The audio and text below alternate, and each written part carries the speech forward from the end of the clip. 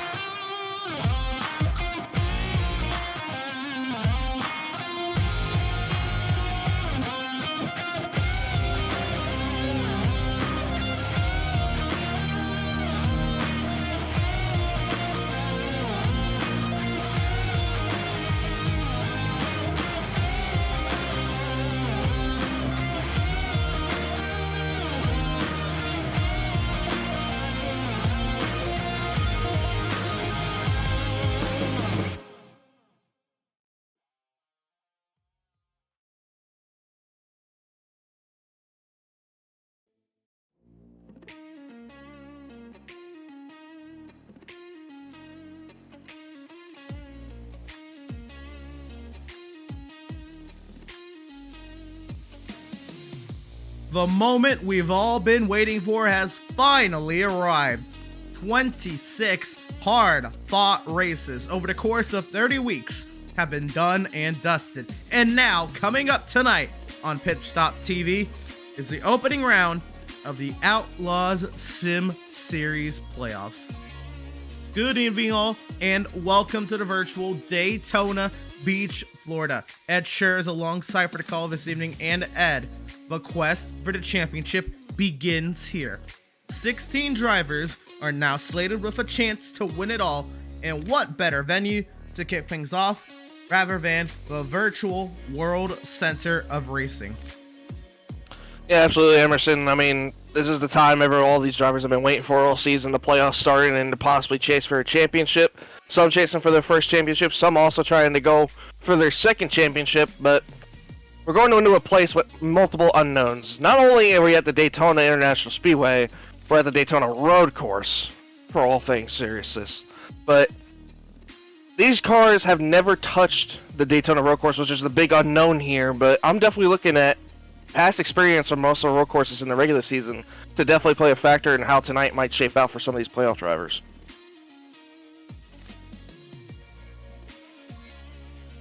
Absolutely. And again, welcoming you all here to the virtual, beautiful Daytona International Speedway, dubbed as the World Center of Racing. Once again, Ed Sher alongside for the call this evening. I am Emerson Ardon, and we welcome you in to the virtual Daytona International Speedway here for a great night of racing. And Ed, let's get right into it. Let's take a look at the playoff standings coming into tonight's race. Before we set the stage, we have to shout out the cast, and this is what we're looking at tonight. We have our playoff drivers, and you can see what has been denoted on the bottom of the screen. The drivers in green are considered safe at the moment because nobody's locked into the next round right now. The drivers in yellow are the drivers on the bubble, and the drivers in red are the drivers considered currently not they're out right now, but they won't be out until the end of the third race, and we'll explain the playoffs in that whole format. We have a long race tonight to kind of explain the entire playoff format tonight, Ed. But let's look at what we've got here. We have 6 drivers who locked themselves into the playoffs this season on wins, and then you have another 10 drivers who came in on points. If you look, of course, there's a huge difference. You can see the ones who have won and the ones who came in on points. The 6 that are in on that came in on wins: Jennings and Service had 4 wins apiece, Berger and Stetson 3, Fitzpatrick and Schumacher 2. And I think all eyes tonight are on Adrian Schumacher, Ed, on a driver who could easily lock themselves into the second round of the playoff with a win tonight. Yeah, like you said, Emerson, I like Adrian Schumacher as a pick tonight, definitely to win this race tonight. As we both know him, he's a definite road course racer.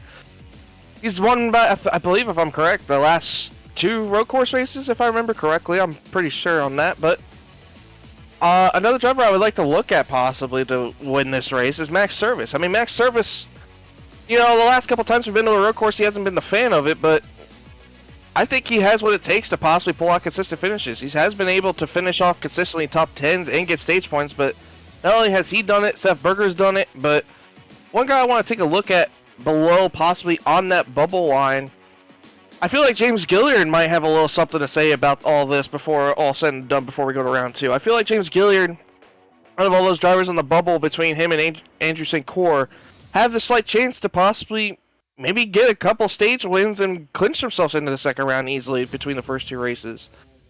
Absolutely, and I'm glad you're talking about drivers who have yet to win this season. Drivers that are looking good. James Gilliard, Andrew St. Cyr you mentioned. I'm going to look at 2 drivers that are outside the cut line. Technically, they're tied for 12th. But right now, 2 drivers that are outside the cut line right now, and Devin Smith and Doug Solms. Devin Smith, if you can recall, Ed, and I don't even know if you were actually there, but at Phoenix, when Devin Smith locked in to into the playoffs, I asked if he was worried at all, about having, 2 road courses in the opening round. And he was super confident that he was going to be able to just point his way out of this round, because he feels he has, what it takes to do well enough to advance to the next round of playoffs with this road course heavy round. And then, of course, Doug Solms, who was running up in 3rd at Canadian Tire Motorsport Park, or Motorsport, and it was absolutely fantastic to see Doug have such a great run there. I know that was quite a bit ago. That was the second race of the season, but this is a track that could be a little friendlier to drivers who it's not a technical road course, I should say. This is not a very technical track, so a little bit more driver friendly, and I could definitely see drivers like Devin Smith and Doug Solms have some great runs tonight. Yeah, going back to what you said about Canadian Tire, I feel like this track almost plays not entirely fully like Canadian Tire, but some parts and pieces like Canadian Tire. I don't know if you can agree with me on that. I feel like some of the track here does play off like a Canadian Tire, as we see the track map here. I mean, you're talking about going from a high speed off of turn 14 all the way down this long front straightaway, then into a heavy braking zone, where we might see a lot of issues tonight with people possibly locking up brakes going into turns 1, then that little bit of like a sharp, not too sharp, but like an S-ish shape going into turn 2. And then one thing I want to pay my attention to, Emerson, turn 3 International Horseshoe. We might see people end up going 3, maybe even possibly 4 wide because of how wide that little straightaway going into turn 3 is. Might see a lot of passes through there as we go into turn 4 through the kink. And yes, I can. There's some similarities between Canadian Tire Motorsport Park and here, right? There's a little bit of flowiness to the track, a lot of high-speed sections. Canadian Tire Motorsport Park known for high-speed sections. But this track, it was kind of a one-off. It was used when NASCAR needed an extra venue because of the pandemic in 2020, and it was a fun race, I'd say, especially when they came here for the Clash in 2021. Very fun race, but it's not your typical Daytona road course. There was a fear with the old car that these cars would not be able to slow down from the high speed that they are on the straight line down to speed to make it into turn 1 safely. So NASCAR implemented what's dubbed as the NASCAR chicane, which is off of NASCAR 4 or turn 12. You're pretty much braking before you even fully get off that corner, and then you're braking down into a second chicane right before pit entry. That is one of the most technical, one of the most difficult parts on the track, and that is probably the most awkward part of the track, because it's not intended to be there naturally. It was added to slow the cars down. But yeah, you look at the infield portion of the course, it's a couple of horseshoes that require a little bit of throttle modulation, but all in all, a very simple track. I do want to point out the Le Mans chicane there in the back straightaway. At the beginning of the year, in real life, at the beginning, before the Rolex 24 kicked off, there was an announcement made that Daytona and Le Mans would rename their chicanes after one another. So the chicanes on the back straightaway of Le Mans, one of them called the Daytona chicane, and the one here on the back straightaway chicane, what we know as the back straightaway chicane, is now known as the Le Mans chicane. And so it's going to be a lot of fun to see these drivers tonight. Ed and I were talking a little bit before the race that that could be a trouble spot there, the exit of the Le Mans chicane.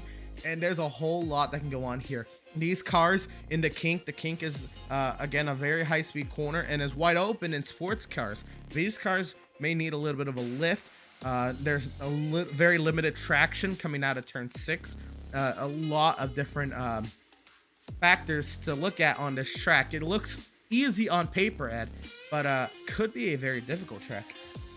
Yeah, especially with these next gen cars. It's a big unknown, Emerson. I mean, all these drivers I know mentally prepared themselves with a great setup possibly to run this road course perfectly, but I mean, just this whole track is just treacherous. I mean, you could mark out so many little things that you can look at. You can mark maybe turn 6 going in that braking zone because that tire barrier just off the entry of it. And then you're talking about going from a high speed off of turn 6 down all the way to turn 9. So imagine if, like you mentioned before, we didn't have that NASCAR chicane in 13 and 14. You're talking about possibly going from all the way to 10 down into 1. I mean, that's high speeds. That's like almost you're hitting about 180, 190 miles an hour. And like you said, getting under braking from, I don't know, say like 180, 190 down to under 100 miles an hour, that's really difficult in these cars. It's just the way this car is made. It's not made for such high-speed braking. It's mainly known for big, agile corners, but these cars play so heavy that it's also hard to turn. So it's difficult at the same time that you gotta watch with all these little horseshoes, like you see in the West Horseshoe, the International Horseshoe. You gotta play those corners to where you're not going too fast, or else when you get back into gas, the back end's gonna slip out, and you might see yourself spinning off one of the horseshoes. It's just a lot of question marks tonight with this whole track. Absolutely, and great analysis, Ed. And again, that is the our track map presented by Whiplash Media Sim Games, a beautifully done track map that we can surely reference here throughout the broadcast this evening, Ed. And now we're looking at, you know, what we've seen on the practice charts, and I don't think anyone's really surprised that Adrian Schumacher is the quickest, but I am shocked of the gaps because he had a much bigger gap before we went on the air, Ed, to what he has now. It's only about 7/10 of a second. Joshua Balliet, Jonathan Jennings, they have closed under that 1 second mark that we saw Max Service, who was originally holding the second place on the practice charts, have. So there's maybe not straight up challengers to Adrian Schumacher, but if Adrian doesn't play a good race, or has a mistake or miscalculates a strategy step, there is drivers there to take advantage.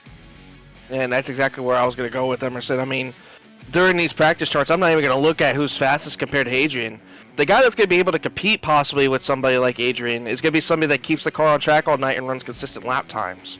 You're not going to be a one-lap hero and magically catch that guy in the lead, but you got to just be consistent. You don't want to make mistakes. You got to hit every corner as best as you can, maybe even go push a little bit over the edge some corners to gain some time on somebody like Adrian. Or I was also going to point out our Watkins Glen winner, Seth Fitzpatrick. He's 5th on the charts, but I know him personally. He's a great road course racer. He's done it before. He's won Watkins Glen, but on the practice charts, I know it shows him 5th, but I don't think he's worried about where he is on the speed chart. He's just worried about putting in consistent lap times. That's what this matters tonight, Emerson. It's just going to be all about consistency.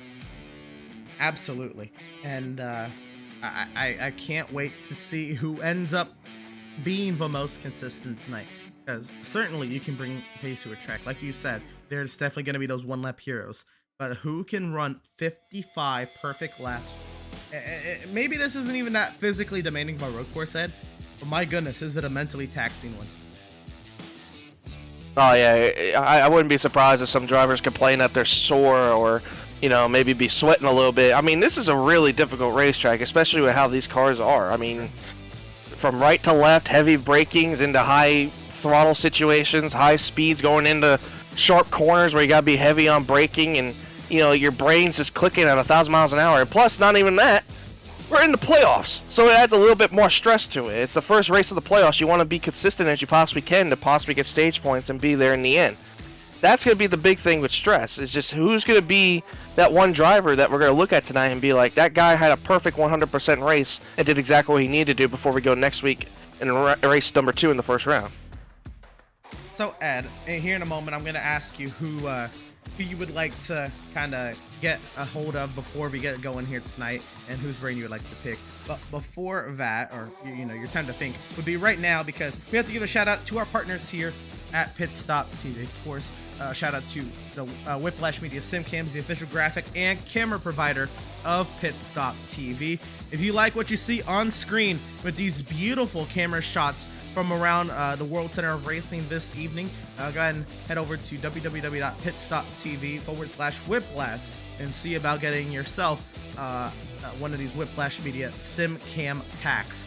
Again, Andrew Cardinale IV works so hard to bring these stunning views each and every week for each track that we're at, and he works so hard in these camera packs. They're loaded with tons of statics and scenics and multiple TV cameras. It is all you need for a broadcast camera pack, and you can get your hands on one if you check out Whiplash Media Sim Cams.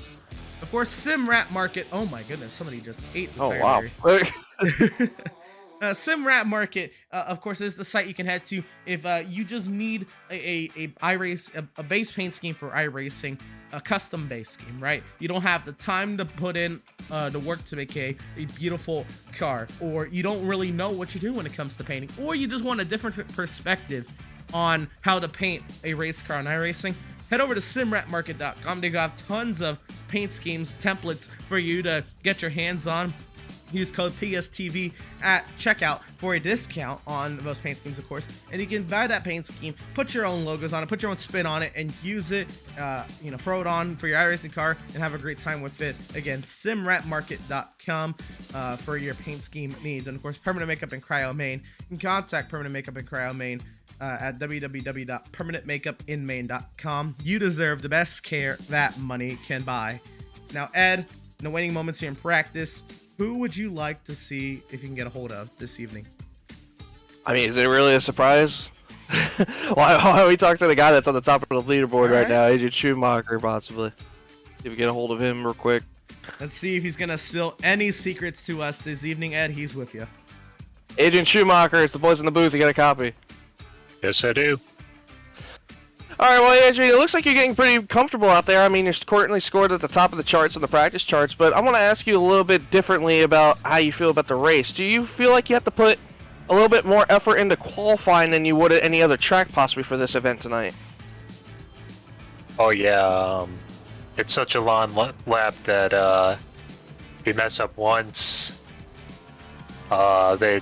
someone can get you just by completing the lap perfectly, I guess. And then another thing I wanted to bring up also, so I was mentioning with Emerson that basically, say you got the pole, right, Adrian, but to be able to compete at this kind of racetrack, it's not just about how fast you are in one certain lap. You just have to be consistent each and every lap to possibly chuck off time to gain on that certain leader. Do you feel like there's any little hints or secrets that you possibly know out there as we see you going through the backstretch chicane right there? Meant that perfectly, I should say, but I mean, do you feel like there's any little secrets that you can give out to some of these viewers that possibly that can help someone like, that's not experienced in road course races to be better, possibly? Yeah,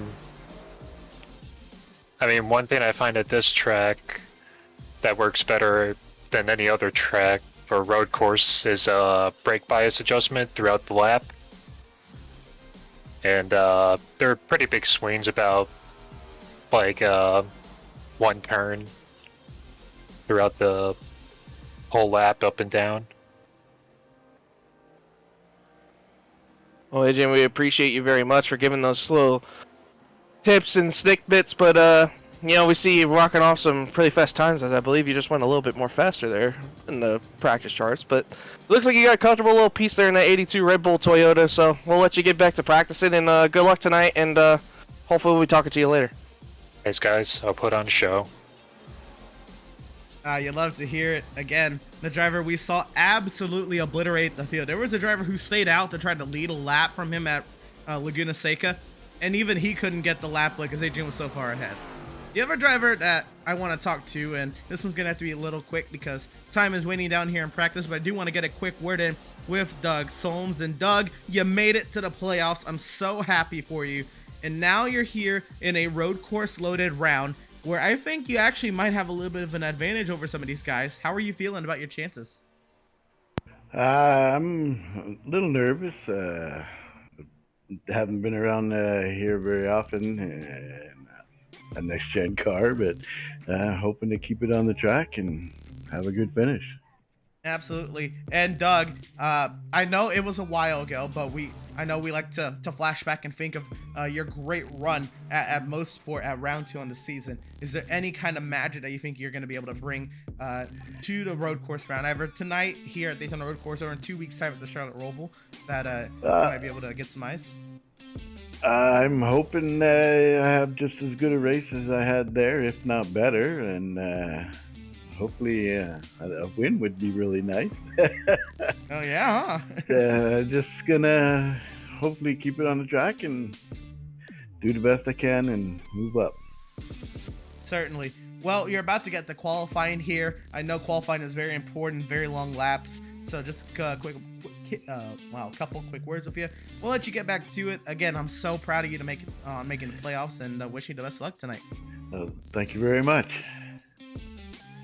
Driver of the number 67, Doug Solms, and what a great guy. One of the oldest guys in the field, one of the nicest guys in the field, from Canada, and he is such a charm to talk to, and I'm so glad that he's in his Outlaws Sim Series field and in the playoffs this evening. But we now shift our focus to qualifying, Ed, and we have on the track one driver that could play playoff spoiler this evening in the 7 Joshua Balliet. Yeah, Joshua Balliet definitely is that kind of guy that can do it on road courses. Laguna Seca, I believe, if I'm correct, he had a top 5 finish going, just about. He just had won a couple road course league race yesterday. Yeah, and I believe that was at Watkins Glen too. So he's got a little bit of road course expertise in him before he even got to the track today. So it's gonna be interesting to see how he does here going on to the Turn 1 oval at Daytona. But I'm gonna be interested to see, Emerson, if it's gonna be a 1 lap hot lap for these guys, or if it's going to be on that second lap. That's what I'm curious about. But remember, these drivers do get 3 laps in qualifying, so I'm going to be interested to see possibly if they just do 1 lap, park it, and then go out for another quick lap again. So that would be something we have to pay attention to. I think because the lap is just so long, Ed, I think most of these drivers have to go out before the 8-minute mark and just run all 3 laps, because it's going to be so difficult to do another warm-up lap and get all 3 timed laps. And I think we've also seen in the past, right, that we see that tires on these NextGen cars actually get a little bit faster the more laps you put on them. So maybe someone like a Joshua Balliet takes it easy lap 1, pushes a little lap 2 for a lap time, and goes 100% on lap 3. Oh yeah, like you mentioned, with the way the tires are at these road courses, the more grip that gets put down, the easier these tires are able to handle, as we're looking on board with Seth Berger as he's about to go into the front stretch chicane to see if he nails this perfectly. That's one thing we also have to watch. So you saw on the left and right of Seth Berger's car, those turtles. I mean, Emerson, you and me both know them. They are treacherous turtles. They are very, very mean. Too. Yeah, and that can ruin somebody's night, especially if a playoff driver. That hurts either A, the suspension, or B, that can possibly, I believe, even break something in the tire.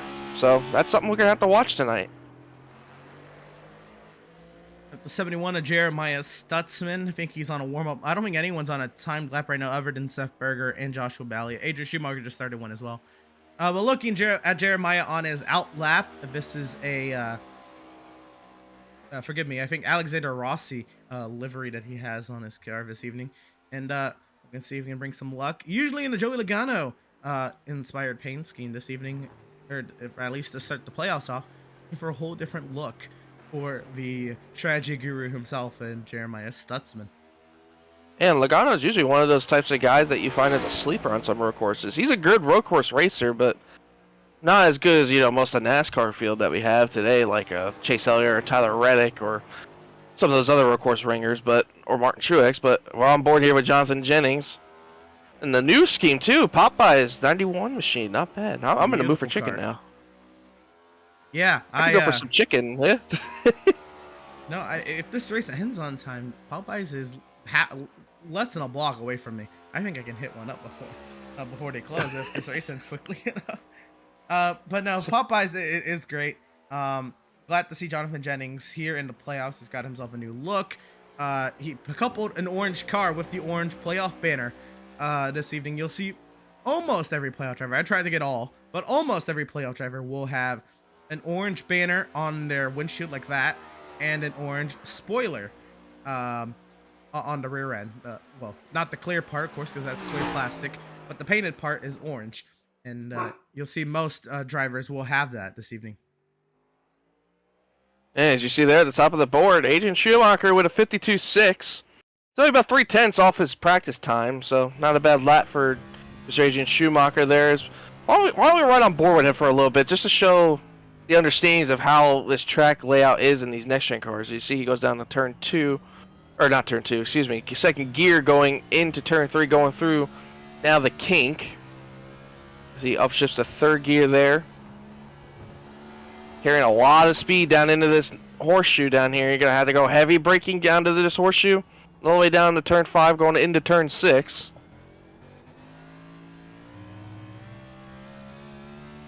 And we're about to see something that you don't normally see on a road course, Ed. And go from, yes, there's elevation change on road courses. There is never this much banking on a road course that is almost flat. Yeah, that's a drastic change. It's just insane how this track layout is. This is absolutely one of my favorite road courses on the circuit. I'm kind of upset that we don't go here anymore on the real life schedule, because this was such a great race to watch and just see how these drivers maneuver through this track. As you see, all the way up to 5th gear on the back straightaway, Emerson, going all the way down. I can't read that right. I believe that's 2nd gear, it says on this tachometer there, but it's just that shows how big of a difference it is in high speeds to downshift 3 gears. I mean, going from 5th to 2nd. It's right insane. Here, this is the part I want to watch. Such a difficult corner to get down into. Oh, sliding the rear end, but he does make it through relatively cleanly. Good line for Adrian Schumacher, who's already ran a 52.6. Does he pick up? Yeah, does. 2 more tenths. Yep. 52.4. I mean, that's just insane. He's not even going to run his 3rd lap. He doesn't have to. No. I don't know if anybody's going to contend. Maybe Joshua Bell. Yeah, he's out for another lap, but on board here. Here's Max Service going down into the back straightaway chicane. Let's see how he hits his corners here. Oh, look like a little off right there on the entry, but it's the exit pretty fairly. Here. His first lap did not count. So Max Service looking to put a clean, valid lap in here.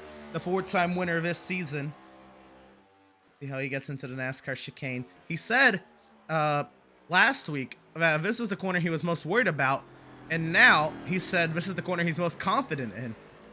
Yeah, did you notice that entry too, Emerson? He took a little bit of a wider entry to not hit that turtle, like right on that 2nd corner. So that's interesting to see if that's going to hurt him on some time, but...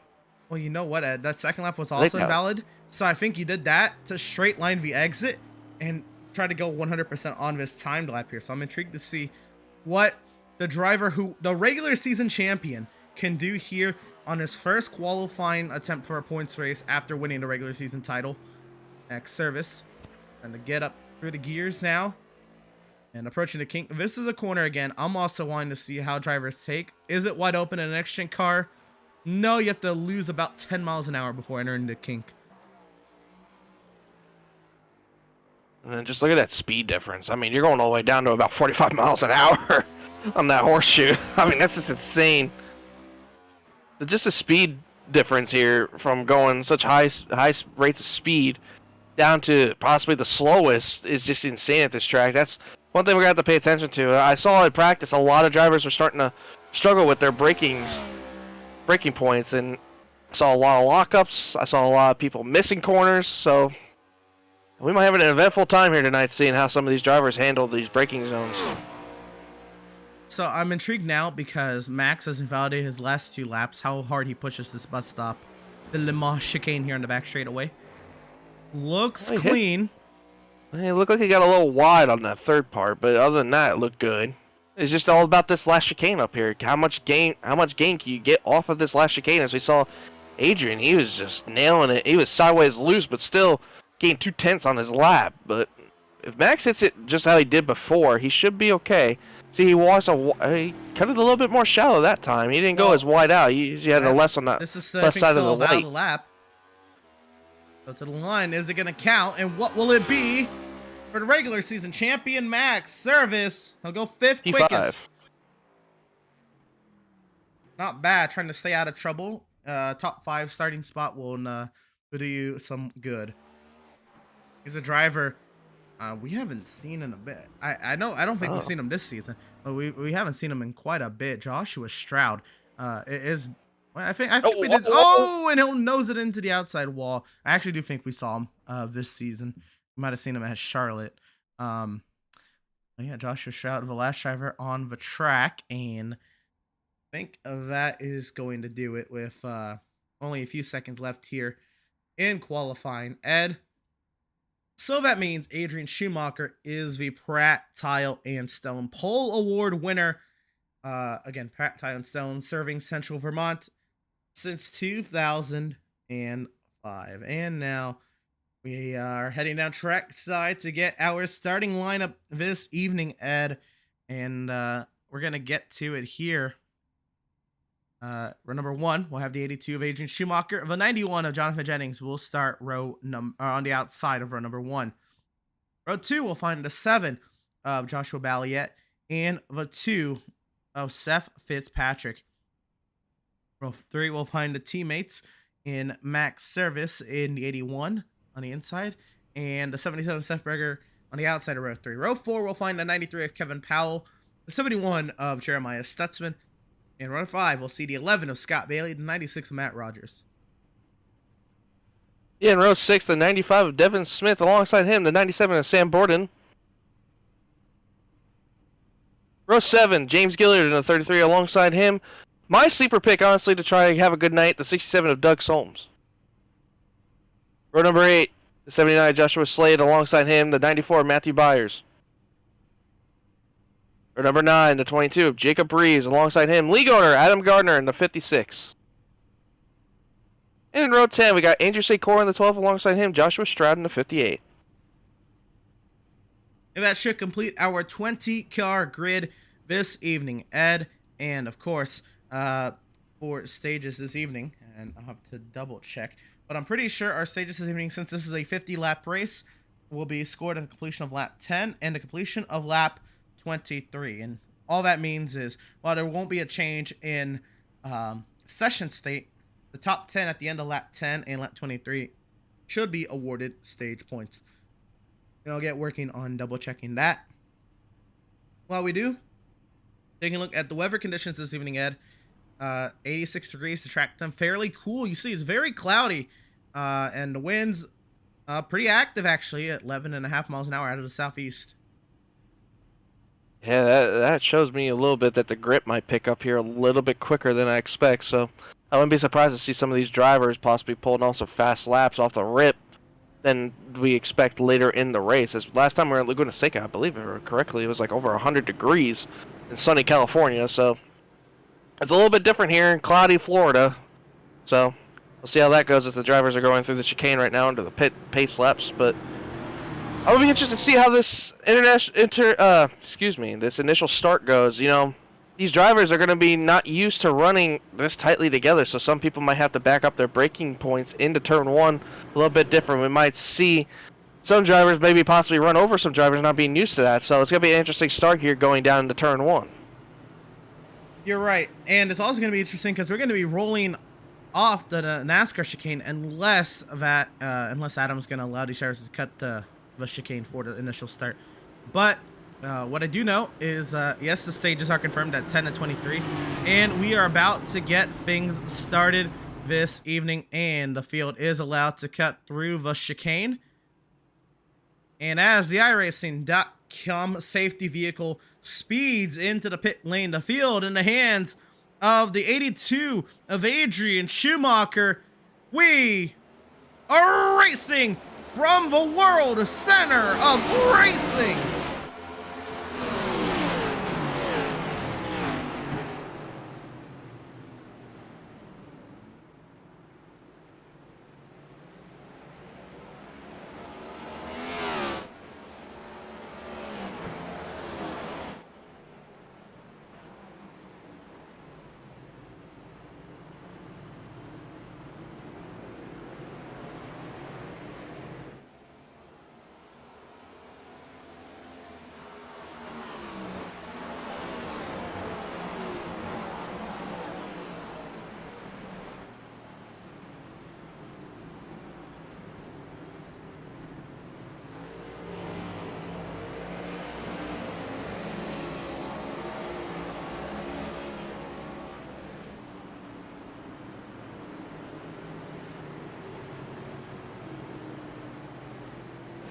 a fairly clean start for the field. Oh, 90 freeze off.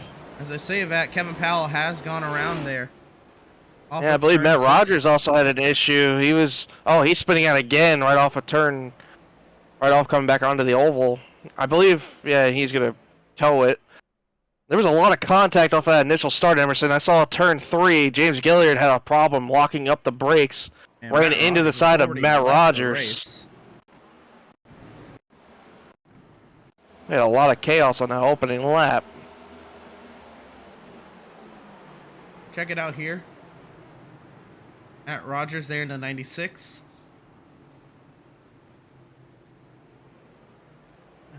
Everything was good going through turn 2, but I saw them going down into turn 3. That was Stutzman who went off the course.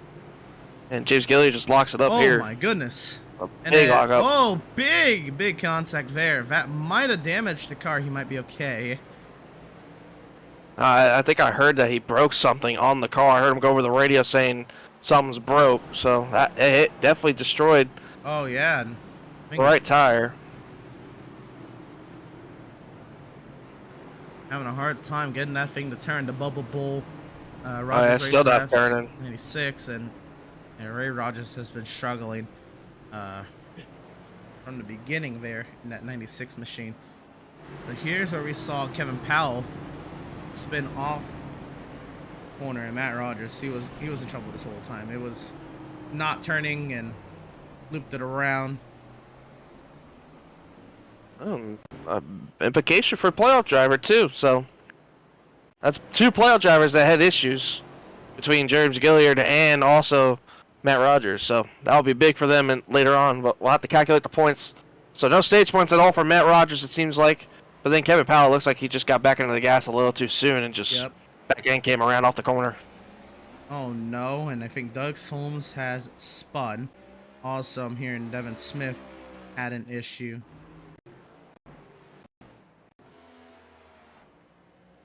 Good effort, Devin Smith. Here he is. Might have just been. Well, he did go a little wide there and off the track, but able to keep it going. It was then Doug Holmes who later had an issue.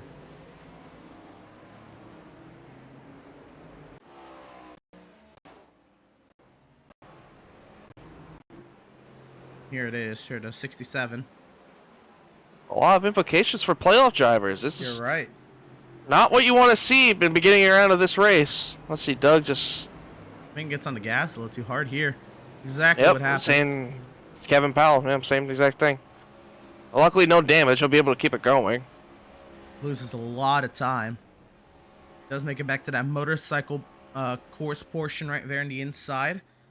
And is able to re-roll. So, with all of that, Ed, it's been a minute since we've gone back to the live feed, but we will now.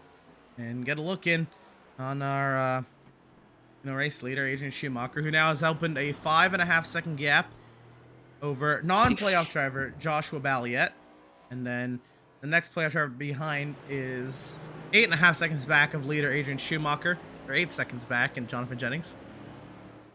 Yeah, these three have been battling. Max Service was ahead of Seth Fitzpatrick for a little bit, but Seth got a good run and got around Max Service. And then another battle I'm watching is between 10th, 11th, and 12th, between Jacob Breeze, James Gilliard, and Jeremiah Stutzman. James Gilliard is having a lot of trouble on the braking. I'm seeing that right front lock up multiple times. You might see it going down here into turn 6.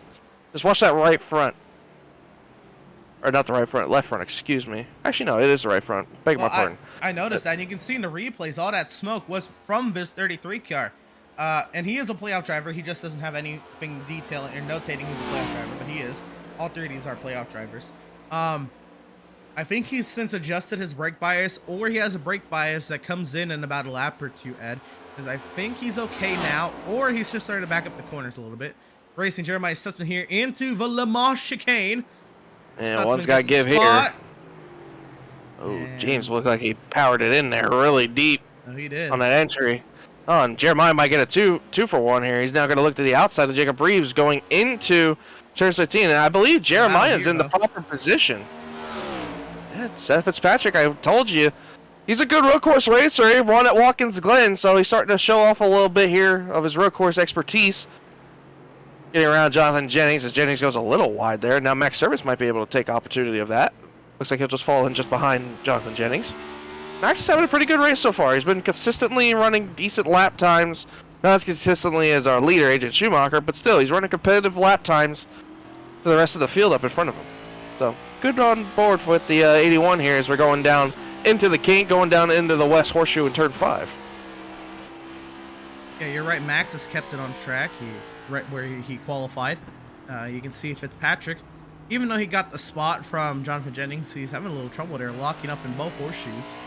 And Max stays in it. There may be some more positions up for grabs. You can just keeping it a little sideways. You heard he waited on the throttle there because he was sideways and he was about to lose control. And he re-gathered the car. He'll lose a little bit of time to Jennings, and he'll be okay. James Gilliard must be really struggling because now Kevin Powell has just got around him for 13th. Or for 12th, excuse me. So move Gilliard down to 13th, and now Matthew Byers is behind him, looking to get 13th from him. So Gilliard not off to the hot start that he was hoping for. Now Kevin Powell looks to the inside of Jacob Breeze as we're going down into turns 1 and 2 of the oval. Do want to renote? Ed said it. Just want to renote because we were looking at another battle, but Stutzman did get past Reeves. After he got past Gilliard, Powell then does he's making up spots from his lap 1 spin there, Ed, and Powell's already back up to 11. Oh, he hit the turtle. Ooh.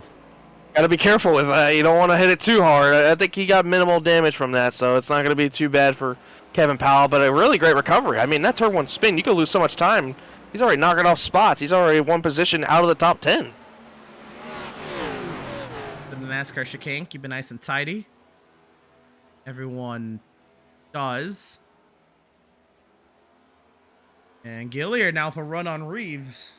Yeah, Gilliard looks to really be aggressive right now. I don't know if that's the mindset you want here in the beginning of this race. I mean, as a playoff driver, I would be as conservative as I possibly could trying to work for stage points. Did you see a big lock up there again from the 33? He's 9 stage points right now.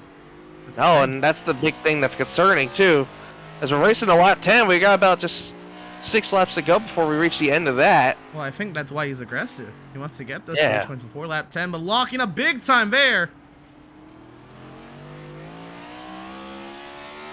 Another big concern, how concerning you think he should be seeing all this lockup on his tires that he should be worried about the pit stop possibly with needing tires? I know we mentioned that you don't really need tires at some sort of road course like this, but well, that lockup, it might concern you just a tad bit. As we saw the 94 get around Gilliard there, and he has another lockup issue. Either doesn't have this track down, or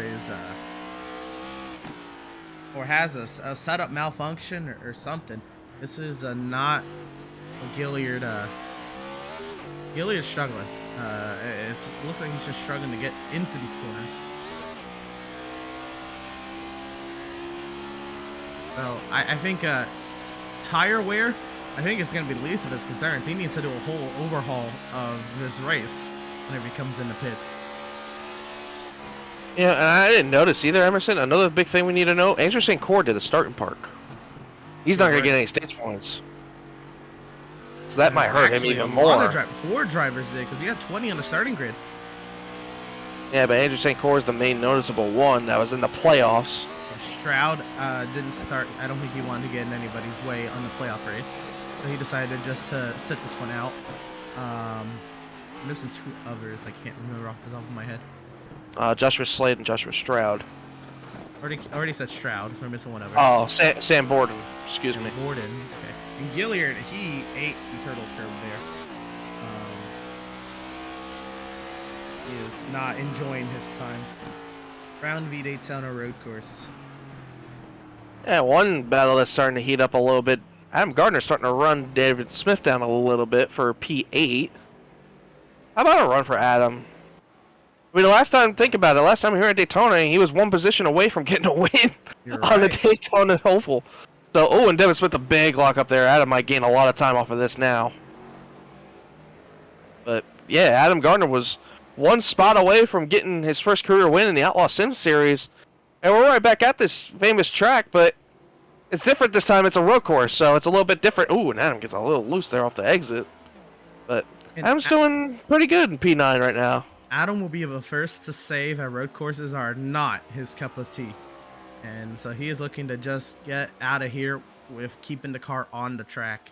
And he's off to a good start, but he does have a lot of laps to log here before he can officially, call this a good run. Evan Smith right up the road. You mentioned he missed the International Horseshoe on lap 3. He's since been able to keep this car in one piece.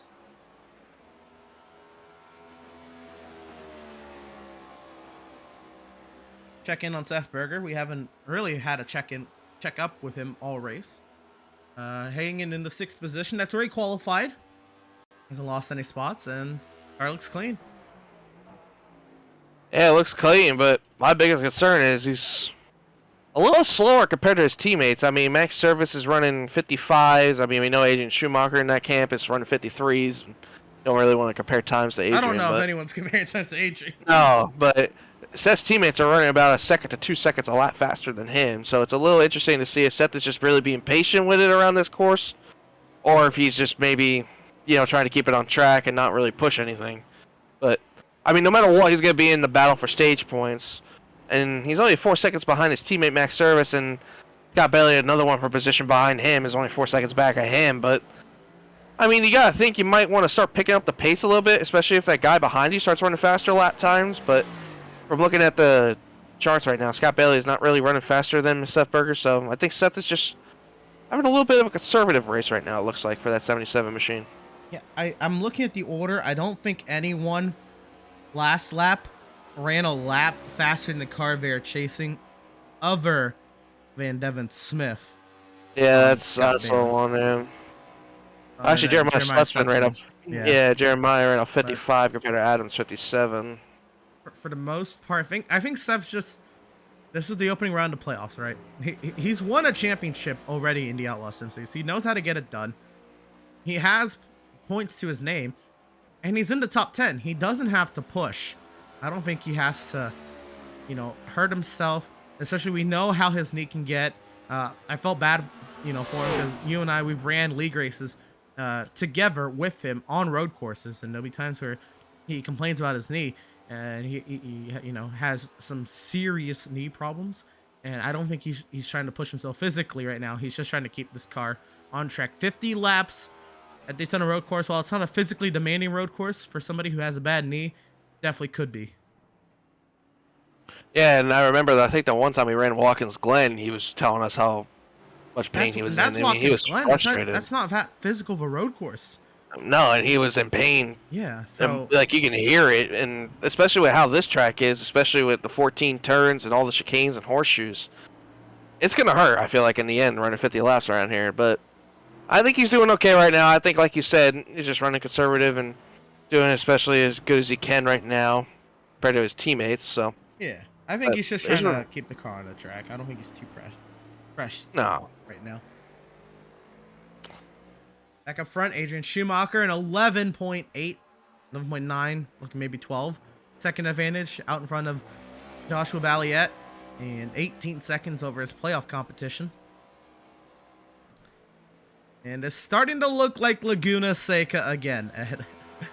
Yeah, it is. And Joshua Balliet had an issue going into the backstretch chicane. Looked like he had trouble getting over the curbing, but he kept it going straight, so.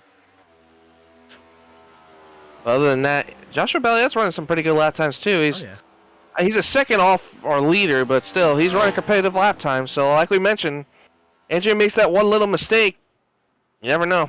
Joshua Balliet might be there to take it, but being 11 seconds back, I don't think it's going to be that much. Well, yesterday, let's talk about yesterday's race. While it's not a broadcast race or a big point or anything, Joseph Kazi was in that race and was by far and away the favorite. And I mean, for those who know, it'll be in typical Kazi fashion. He sped on pit road while he had a massive advantage over the field. And that's how Balliet ended up actually winning that race. And that very well could be something that happens today. And I will knock on wood. Gonna reach over for it. That Adrian doesn't. But yeah, that it is plausible for someone to have such a big advantage and still not come out on top. I mean, yeah, Adrian is just, it's crazy how competitive of a road course racer he is. I mean, you and me both knowing him, it's just insane how big of a gap he has already. I mean, lap 3, I believe it was, and he had almost an 8-second gap on this field. So, Adrian Schumacher's just really putting competitive lap times too. And I'm watching his lap times, and I mean, if anything, it's maybe 1/100th of a second of a turnout. I mean, between his laps. So, it's not really that big of a difference. And that's not something you want to hear if you're the rest of the field, that he's barely running, you know, 100ths off of his lap times. Absolutely not. He is still clicking off 53s. You're right. This chicane, the most awkward chicane, because it's not even really supposed to be here. NASCAR chicane makes it look like it's nothing. James Gilliard is on the pit lane, and he has left. That'll do for James Gilliard. And again, another playoff driver that's not going to get stage points. And that And especially a driver that was out in the bubble. Yeah. 14 drivers here, Ed. And we're working the last lap of stage 1 now. Now, this is concerning to me. Because if I remember correctly, we're going to a road course Adam again Gardner for the third had an race. issue off the bus stop. Oh, my. Quickly here, let's see if we can grab a replay and see what happened to Adam.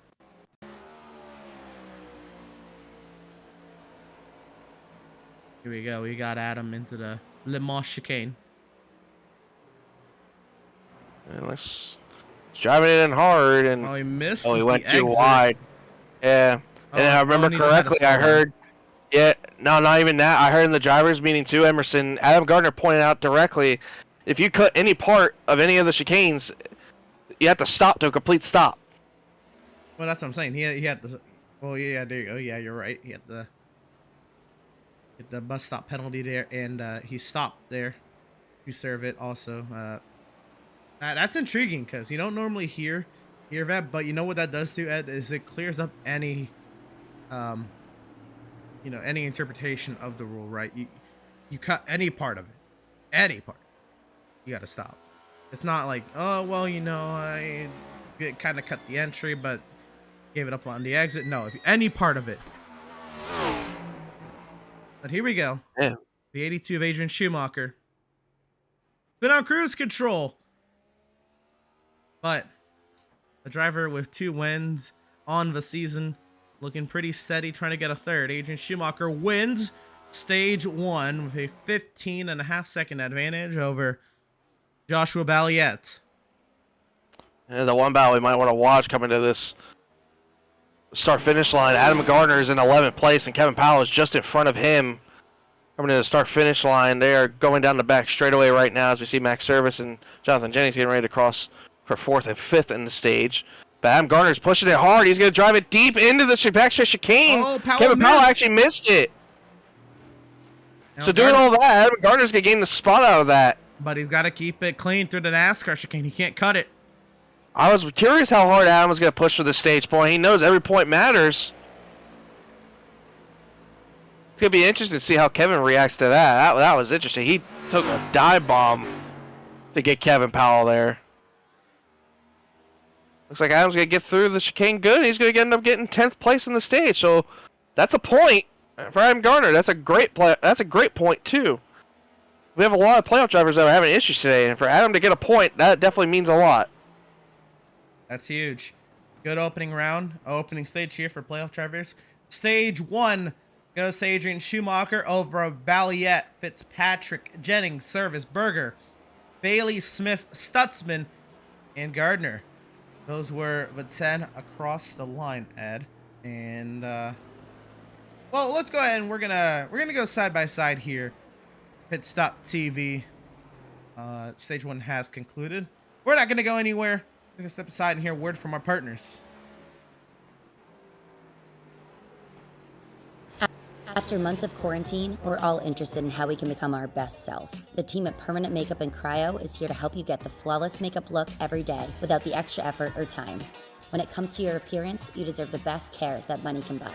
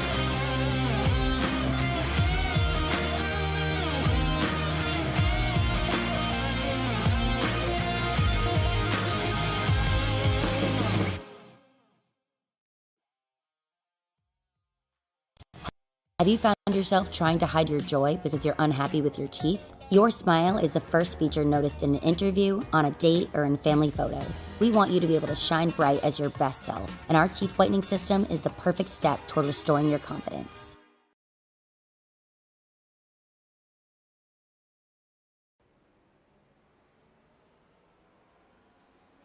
Welcome, race fans, back to the virtual world center of racing, where Adrian Schumacher has a 17-second advantage over his competition here in the opening round of the playoffs. Once again, I am Emerson Arden with Ed Scher alongside, bringing you coverage of the opening round of the Outlaws Sim Series playoffs. I want to shout everybody out in chat. We see you. Ed has been out there responding to y'all. And if you want to go ahead and drop down who you are rooting for this evening, go ahead and drop down a comment there in chat. We saw Andrew St. Cyr, unfortunately having to miss this opening round of the playoffs, but he is rooting for Doug Solms to do well this evening. And Doug Solms, he is still on track right now and in 13th position, not doing too shabby. Just trying to keep it on the track. But 12 laps complete here, Ed, and I think this is, we're actually at the 1/4 mark of the race right now, so 3/4 of the race to go. And what do you make of it so far? It's everything I've wished for. I mean, like I mentioned while we were in the break, I love the Daytona road course. I think it's such an amazing race, and I really wish they would bring it back to the real life schedule. It's just a fascinating road course, especially at such a famous racetrack like Daytona as itself. But it's been everything I've asked for. It's been great battles and a lot of interesting moments for some playoff drivers, and especially being the opening round of the playoffs. It's been fantastic. Notice a little bit of a blink there for Adrian. Hoping all is well there for the 82 camp. And I have to say, I agree, Ed. This is a fun track.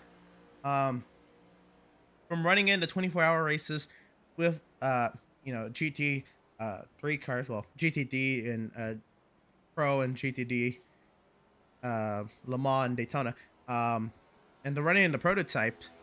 This is a fun track in all sorts of cars. I think with it being a relatively easy course, not that technical, you're able to set up a car relatively easy here to handle well. You can make it a lot of fun here, slinging a prototype around here or trying to get a big heavy stock car to handle the way you want it to.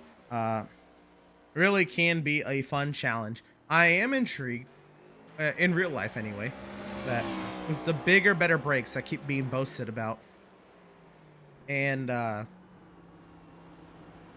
with this next gen car having 5 gears, can we return here and maybe get rid of that NASCAR chicane on the front straightaway and see if these bad boys can run this course with its original intention?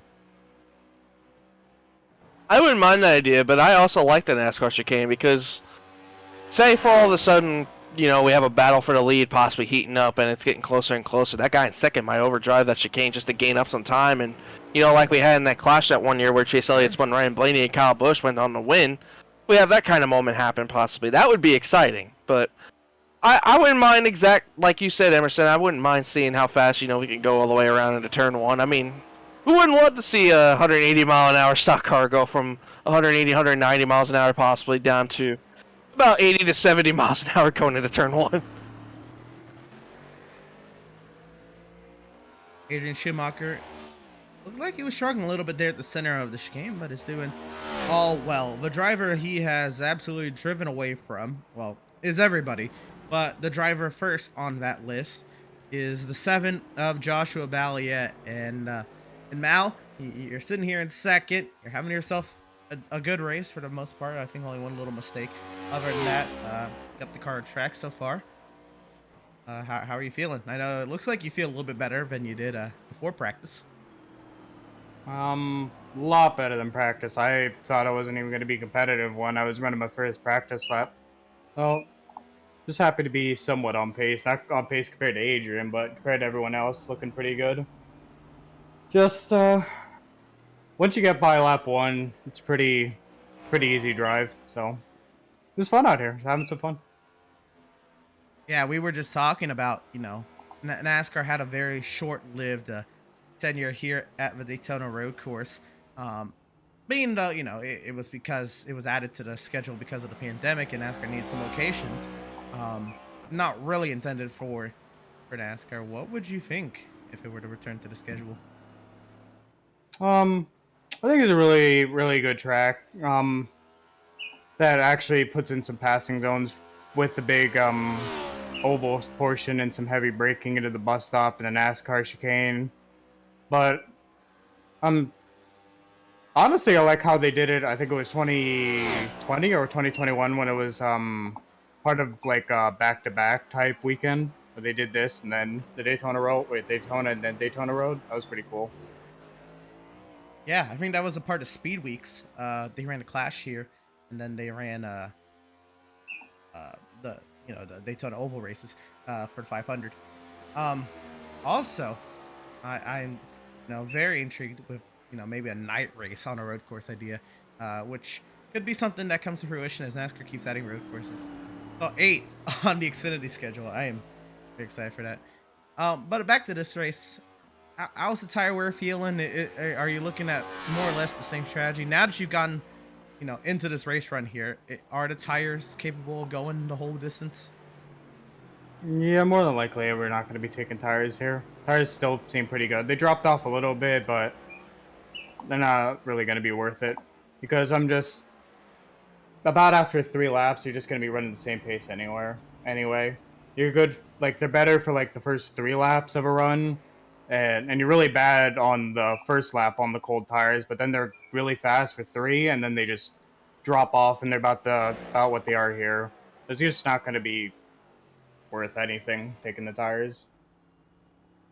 Well, there you go. Just to inform you on strat, if you want. If you don't, then I won't. But it's basically we're making 1 stop and then a splash at the end. You can't just do it on 1 stop. Right. All right. Well, there you go. Really, more than anything, it was your choice to give that. And I don't know, if any drivers or spotters are cluing in right now, but I just wanted to know, just in case, I didn't want to make it exactly boring for you knowing the strat already. No, we really didn't know. We were actually wondering what the fuel window was. So there you go. You can't make it on a 1 stop. It's about, if you're really on the limit, you're going to go 22. Well, there we go. There's that inside Ed. Looking for fuel numbers, about 22 if you are going 100%. Well, Mal, out here having a good run there in the 2nd position.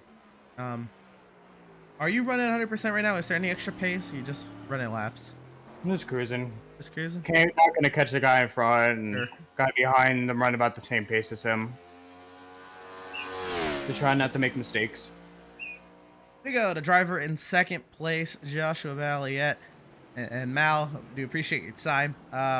Most drivers, I know it'd be harder for, but I know you're actually somebody who enjoys talking while racing. You said it helps you actually keep focused, having somebody talk to you. So I know that Swift chat is maybe a little bit more to your liking because they'll probably talk a little bit more. But I know a lot of drivers, or some drivers would probably be opposed to an interview during the race. So I do appreciate the time, and yeah, best luck to you. Thank you. 7 of Joshua Balliet there, or Malenko as we know him, and very well there, Ed. He's also a fan of the track, good track, and I agree. The passing zones there. I don't know. I mean, thinking about it more, I'm starting to become a little bit more indifferent to the NASCAR chicane. I just don't think it's as much of a passing zone because there's not enough straightaway leading into it than turn 1 would be. But it definitely could create some action on the last lap like we saw in the Clash. Yeah, absolutely. It definitely could, but I just want to give a couple updates real quick, Emerson. So, Okay. Jacob Reeves, currently right now, is 14, 2 laps down. Yep. He had a moment, I believe, on the 2 to go, if I remember correctly. I saw a little bit of a car going off in turn 3. He actually hit the tire barriers and had to fix his car. Oh, no. So that ruined him possibly getting stage points. Then also another update, Jeremiah Stutzman had a moment on the backstretch chicane, and lost some ground to Devin Smith, allowing Kevin Powell to now go by him for 9th. So, and I remember looking out in the chat, we have Curdy, who was out there rooting in the Outlaws Sim Series chat, saying let's go Kevin Powell. So Curdy's going to be happy seeing his fan out there, Kevin Powell, having a great run out there in 9th place right now. Amazing recovery, too. I mean, from that lap 1 mess, to get all the way back in the top 10, that's definitely a W day for Kevin Powell. And that's so hard to do, right? To go into a race. I mean, I don't know how he was feeling, but whether you're confident or you're not confident going into a race, having a lap 1 incident drastically affects, your outlook on the race. And it's so hard to remotivate yourself after a lap 1 incident. Believe me, I've had a lot, especially on road courses that I'm very confident about. Lap 1 incidents are absolutely motivational killers. But Kevin Powell has done a great job at it. He, shrugged it off, got the car back going, kept the tires from overheating, and importantly, has kept the car on track since, and very steady up his way through the running order, back up to the 9th position. And he's now well alive in this race, and should anything happen, I should say, while it's very unlikely that we get a full course caution, oh no! Just as I was praising him, Kevin Powell will go around, entering the first corner. He's going to lose that spot to Jeremiah and Adam Gardner, so that's going to move him. Yeah, so that's going to move him back to 11th. Matthew Byers is on pit road right now. This is a second time. A little early, and he's taking tires too. Oh, never mind. Byers started from the pit lane here, so this is intriguing that Byers came in early. But maybe just wanted to, try something, right? Sequence, gives yourself fresher tires. Even if fresher tires don't do much, it could also be a mental thing, right? Knowing that you have more grip on the tires, or you think you have more grip, you can drive the corners a little deeper, and having the car stick with you will up a little bit. So maybe a little bit of a mental thing, trying to see if he can grab any positions out of it. And he rejoins the track there. 12th place, 1 lap down. He's battling Doug Solms, who's been lapped. He actually came out ahead of Doug Solms, and I don't think he's pitted yet. So that could be huge in that regard, that he has fresh tires, and Doug didn't even pit yet. Yeah, one thing I missed too, Devin Smith got around Scott Bailey for 7th a little while ago, I suppose. So, and Devin's actually pulled away about 4 seconds on Scott Bailey, maybe a little bit more. But how about Devin Smith? I mean, having a great run. It's P7 for a playoff driver that, needs points. Definitely a great run. And he's out of the cut. He's out of the cut too. Just think about that. So this is definitely going to boost him probably into that big. So and remember what I said, Ed. He was very confident about his ability on the road courses. Not that he was gonna, run Adrian and dominate and win, but he was saying, "Quote, I'll be just fine in the first round of the playoffs. I'll be just fine. Road courses, I got it." And he's showing it, He didn't qualify the best, but he has kept the car on track. Other than the one mistake on lap 3, he is flying up through the running order. Yeah, we're getting closer and closer to the end of stage 2. About 4 laps to go in stage 2. Think about that. And we got pit stops. Yeah, pit stops coming. Is the end of the stage, and Valiette said 22 was the fuel window. If you're somebody that maybe, I don't know, maybe you saved a little bit. I think if you're somebody like Devin Seth Smith, Berger, maybe Seth is probably the last one that could leapfrog Adrian if he saved fuel. I think if you're behind Seth, I don't think you're gonna be able to leapfrog Adrian in position. I'm just thinking too, if you're Adrian, I feel like if he takes just fuel only, I think he might be able to still come out in front of the lead. I wonder if that's the play here, Ed. If you want stage points, you go fuel only, and then you take your tires. Well, you're not taking tires, but I guess Well, they are going fuel only. You're right. No bet. Yeah. I think only Fitzpatrick could leapfrog Adrian if he say fuel now. Yeah, that would be interesting, but I just want to point out for a quick second what the points are looking like right now. So for one, Jacob Breeze didn't get points, and he was 4 points above the cut line. Yeah, the points coming Scott into Bailey. By the way, you go along with that. Yeah, that's coming into today. Scott Bailey did get points. James Gillard did not. Adam Gardner did. Angel St. Core and Brad Boffall did not show up tonight. They are both receiving no points. Devin Smith, on the other hand, yes. Devin Smith, on the other hand, got coming in. stage Adrian's points. coming in. Oh, yeah. Well, we Adrian's have in. time to talk about the points. We will talk about the point situation. Yeah. For sure. Now, this is going to be interesting. Is it fuel only or is it tires if you're Adrian?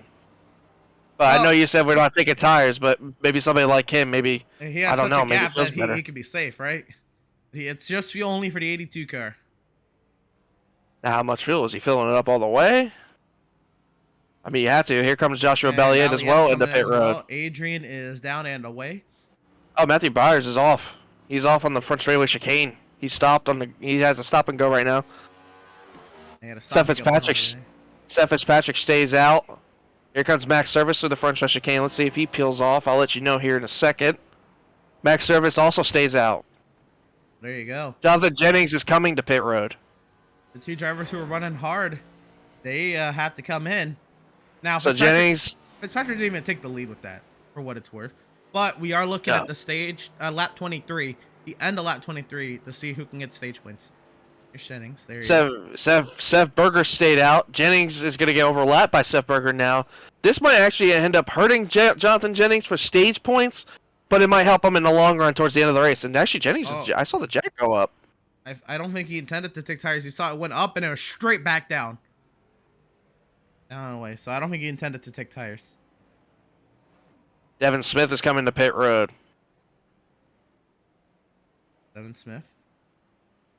Scott Bailey's actually going to stay out and overlap Devin Smith, so that will give you more stage points for Scott. Again, if they hit the end of lap 23. Adam Gardner State coming into pit road as well. Jeremiah would be the last one out of our playout drivers to possibly make it to pit road, and he's just going through the front straightaway chicane now. The 95 is taking tires. He's down and away. Adam Gardner, there he is. Adam Gardner just fuel only. Jeremiah stays out. There you go. Fuel only and down and away for the 56.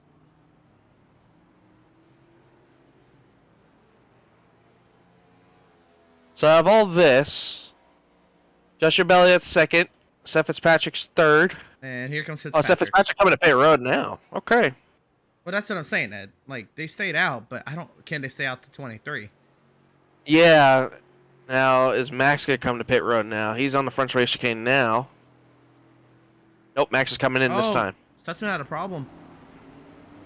Stutzman had an off on pit exit. So here's Fitzpatrick.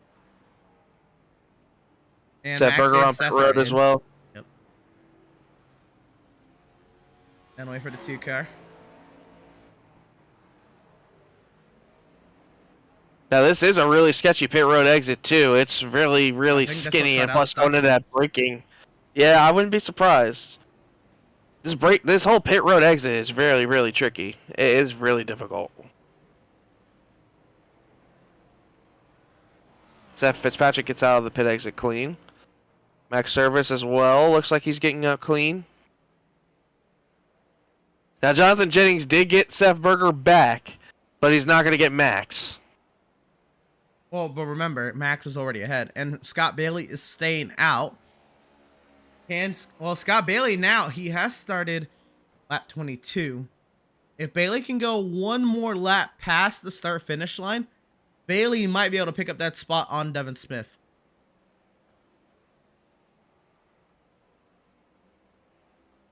Also, remember, Stutzman did not pit yet. And so Stutzman stayed out, and he had a mistake. So that has actually destroyed the strategy move that Stutzman was trying to play there for some stage points. I don't know if I was seeing a glitch or something, but I kept seeing sparks underneath the tire of Stutzman. And so Kevin Powell just coming to pit road. Powell in. Adrian has started the final lap of stage 2. When he locks up big underneath Jacob Reeves, that was close for Adrian.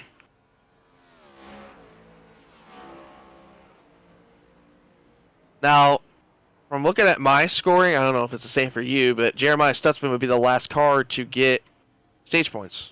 But he hasn't pitted yet, is the question. Yeah, that's going to be interesting if he can make it all the way around. Spun out, which is Oh, I hurting. see smoke in the kink. I don't see anybody going off, though. Powell is in the pit lane 4 of the long haul now. Here's Adrian. And off the infield, who turned 6. Put a lap on Adam Gardner for 9th. Or who's in 9th.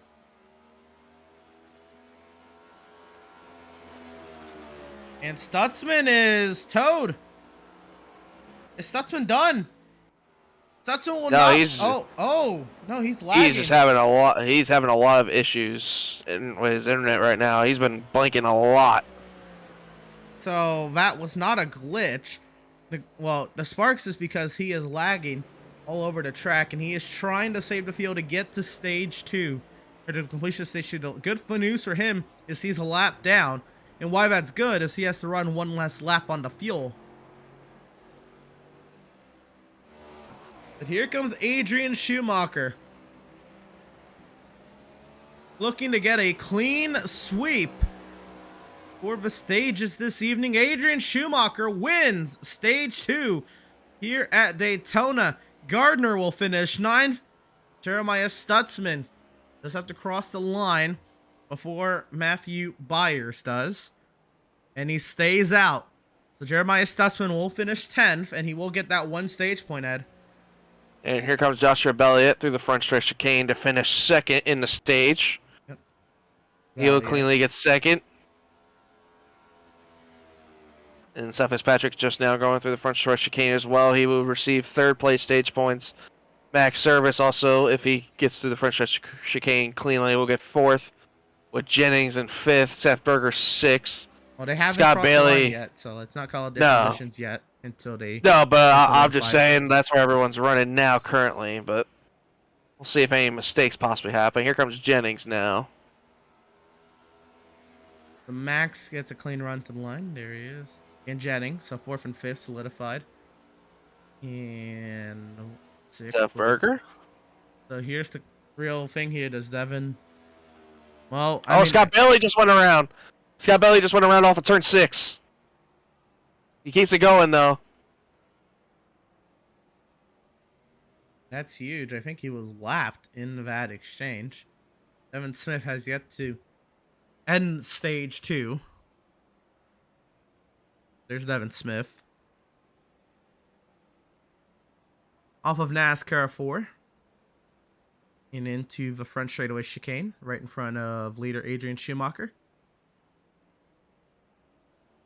So now this is interesting. Where's Bailey scored at the end of lap 23? Where's he scored right now, Ed? According to me, it says he scored in 8th. So he'll get 8th. First car lap down. First, well, he was lapped. It says he just now got lapped. Okay, so. But now it's showing him in 9th. Well, yes, now he's in 9th. So. But he was 8th. That's what I was saying. So 8th place stage 1 2011. So Schumacher, Balliet, Fitzpatrick, Service, Jennings, Berger, Smith, Bailey, Gardner, and Stutzman. The 10 drivers who get stage 2 stage points. And Adrian Schumacher, the one still out in front. And Jeremiah Stutzman is now on pit road. And if I'm correct, this might get him to the end of the race. Oh, I didn't even think about that. Yeah. He's going to have to save. Not as much, though. And he Maybe is a lap or 2. He is lapped, so he'll have to run one less lap.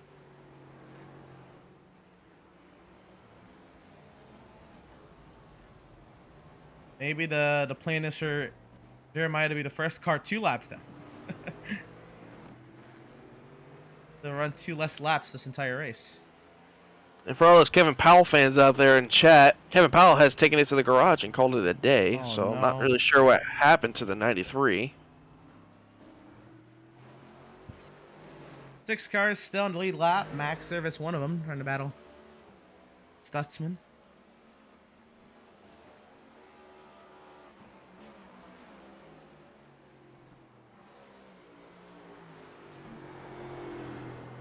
Adrian Schumacher, he is still running 53s. To the line.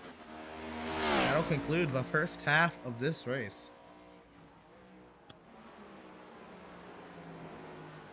And there's really no big battles going on yet. Oh, and Seth Berger's having some internet issues now as well. Right, he had one blink earlier. Oh, he's having multiple now. We'll keep an eye on that. We're going to go ahead and step aside. We'll be right back with the action from Daytona. We're actually not going to go anywhere. We're going to be going Pit Stop TV side by side. We'll be right back.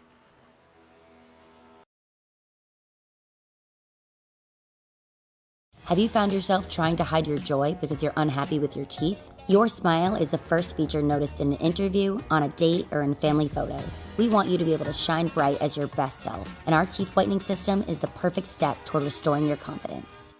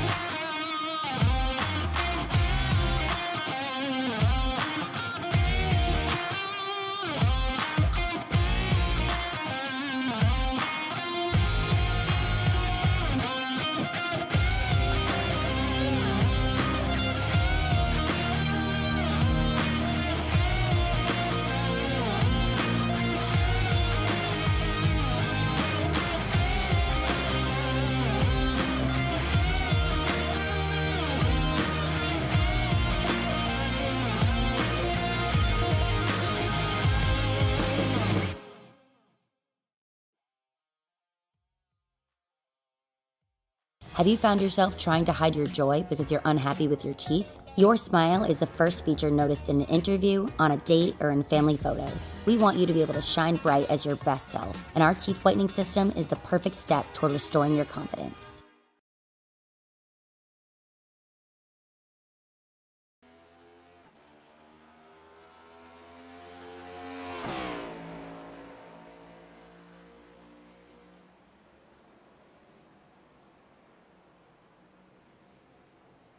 Welcome, race fans, back to the virtual World Center of Racing here from the Daytona International Speedway. We're now to the second half of the opening round of the Outlaws Sim Series playoffs, and it's been a good one this evening, Ed. It's been fun. Adrian Schumacher has been far and away the favorite this evening, but does have the run of the second half of this race to its conclusion before any trophies and bragging rights can be said. Once again, I am Emerson Arn, joined by Ed Scher alongside, and bringing you the coverage this evening. Hope everybody out there is enjoying the coverage of the opening round here of the Outlaws Sim Series playoffs. Working lap 28 of 50 now, Ed, and it's been pretty clean. Yeah, it's been interesting to say the least. I know this day is not looking as we all thought. We thought we expected a little bit more of a sunny day here in Daytona, Florida, but yeah, it's been an interesting cloudy day here in Florida. You see track temps around 83 degrees with a wind southeast at about 11 miles an hour. Yeah, it's been cooling off a little bit more and more, but these drivers definitely are starting to feel the heat a little bit as it's getting a little bit intense for some playoff drivers out there. We've seen a couple of mistakes from some and a couple of dominant performances from others. So it's been an interesting day for these playoff guys. I know Adrian Schumacher's having the day he expected, probably being out front and winning both the stages, and for some others like Scott Bailey or Jacob Reeves, not the days that they were hoping for, as some of them have trouble. But so far so good, as we're just about a little bit past halfway now. Absolutely. Somebody who's had a relatively decent day and a great day by various standards is league owner Adam Gardner, Ed. And I think I'm going to bring him on up, and I want you to see how he feels so far. Yeah, Adam, these guys in the booth, you get a copy?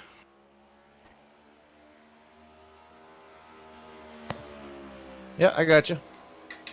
Well, Adam, it's been an interesting day to say the least for you, and you know, you got the stage points at the beginning. We saw that tight battle you had with Kevin Powell. Tell us about how your day's been going so far.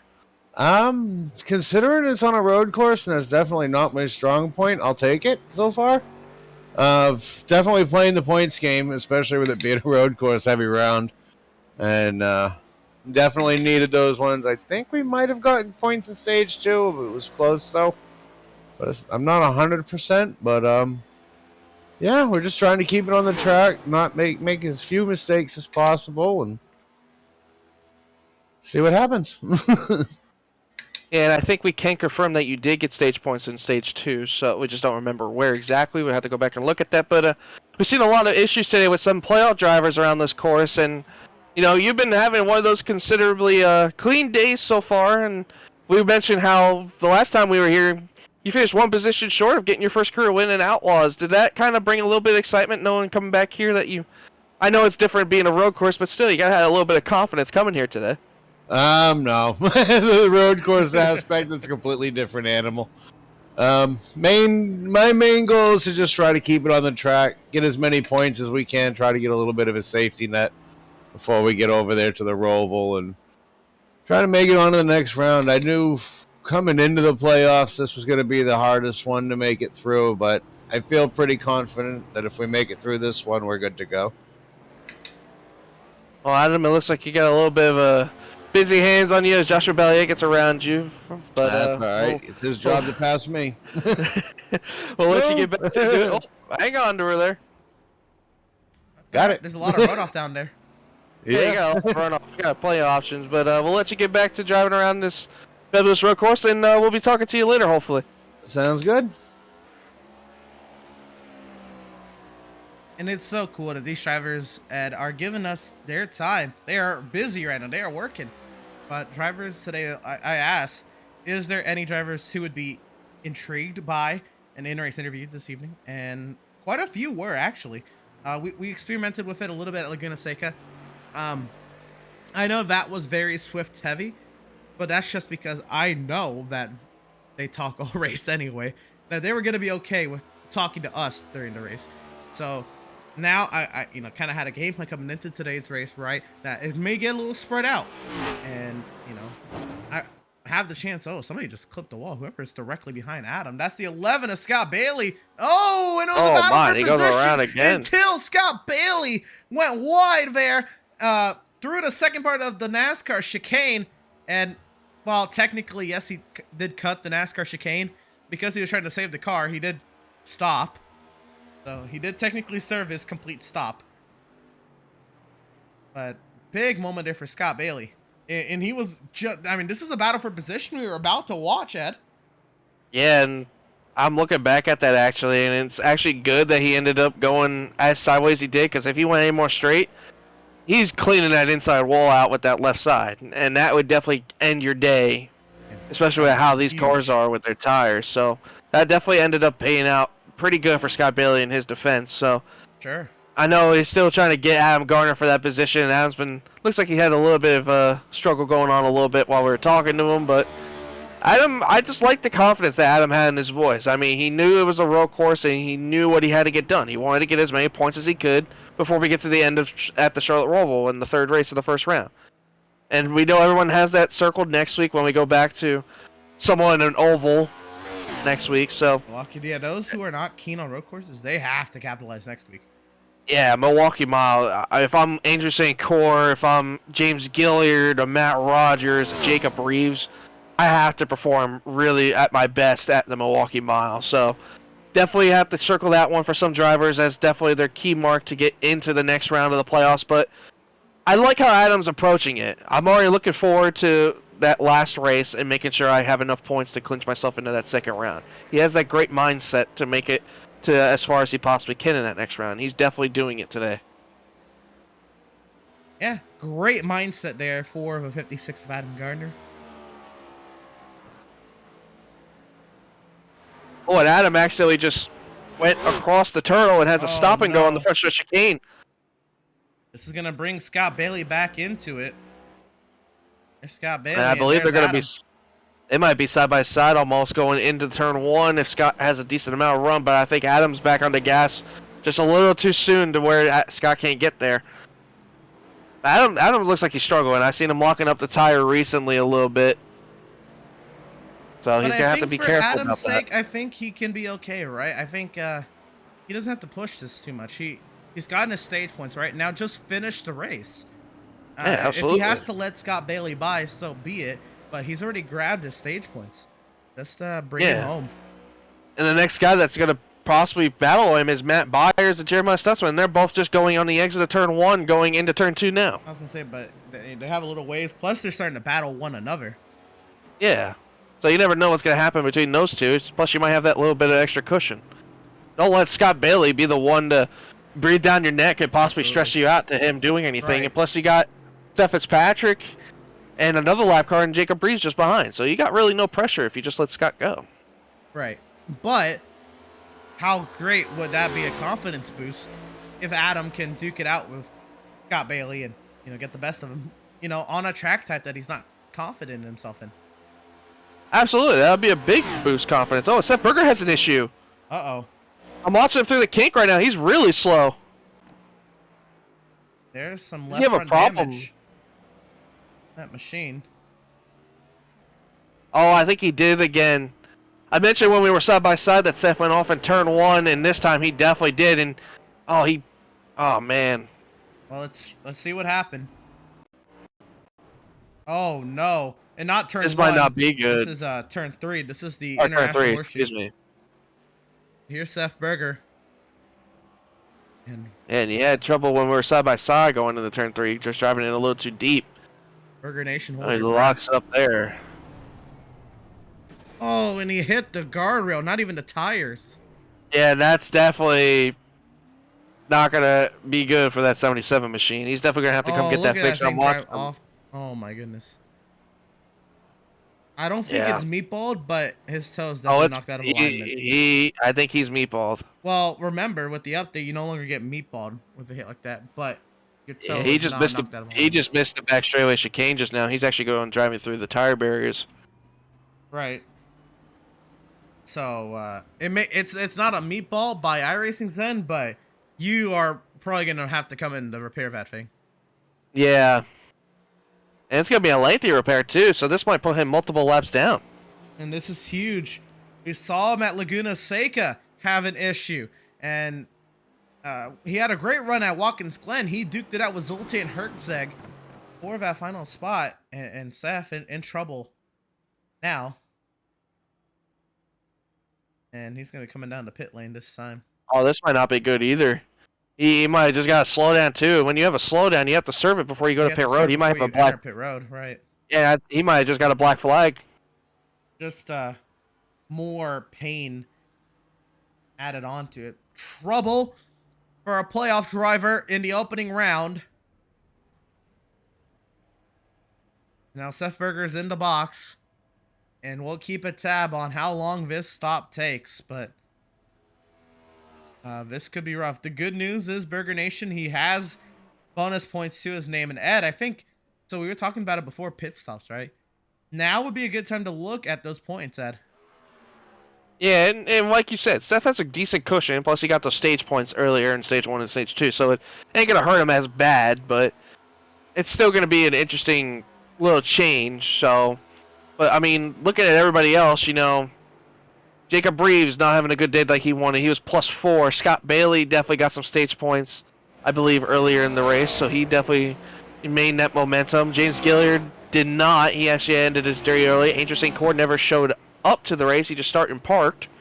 He'll get last place points. Adam Gardner's been getting stage points all day today, so that will definitely help him. Brad Bothwell did not attend today's race. Devin Smith having a great day so far, running in the top 10. Now up the running sixth currently because in of the sixth. Seth Berger incident. Yeah, so that'll be huge. Also, they'll help Adam Gardner and Scott Bailey. So that'll be big for them, too. Adam up to 7th now. Yeah, Doug Solms did not have the day he was hoping for today, having that early incident. But Matt he's Rogers still also leaving early. here, which is huge. Yeah, that's big, too. But still, He can pick up that spot from Seth. That'll put him 11th, which is yeah, that will. That's just one spot. He would have to get around Matthew Byers, I believe, for top 10, because Matthew Byers would be in 10th. And they're both on 2 laps down, so maybe Doug might be able to pull off a top 10. It's plausible. So there's a lot to shake up here. So right now, Adrian Schumacher, again, looks poised to handle business here today. There is still one more stop for Adrian, so it's not settled. But he looks very, very good. Seth Fitzpatrick as well. He's the second running playoff driver today. Doing well. Our regular season champ is in 3rd. He's ahead of Jonathan Jennings. He will not overtake Jennings today, but he will close that gap between himself and Jennings by 1 point. So it'll be 3 points between Jennings and Max. Devin Smith outside the cut line, a huge gain in his favor. Adam Gardner in 10th will be a huge gain in his favor. Scott Bailey will have some points in his favor. Stutzman, who had an okay day, he'll have points in his favor. And Doug Solms should get out of that bottom 4 into the top 12. Seth Berger is going to be the question mark. He has 33 points above the cut line coming into today's race. Plus, he got stage points. Plus, there's only 16 cars. The good news for him is Seth, even if he falls to last, is only 13th. So that's only 6 points, 7 points. I know that's a lot. It's not a big drastic change. I know it's a lot, because every point matters. But I think he'll take a 7-point dip while gaining stage points.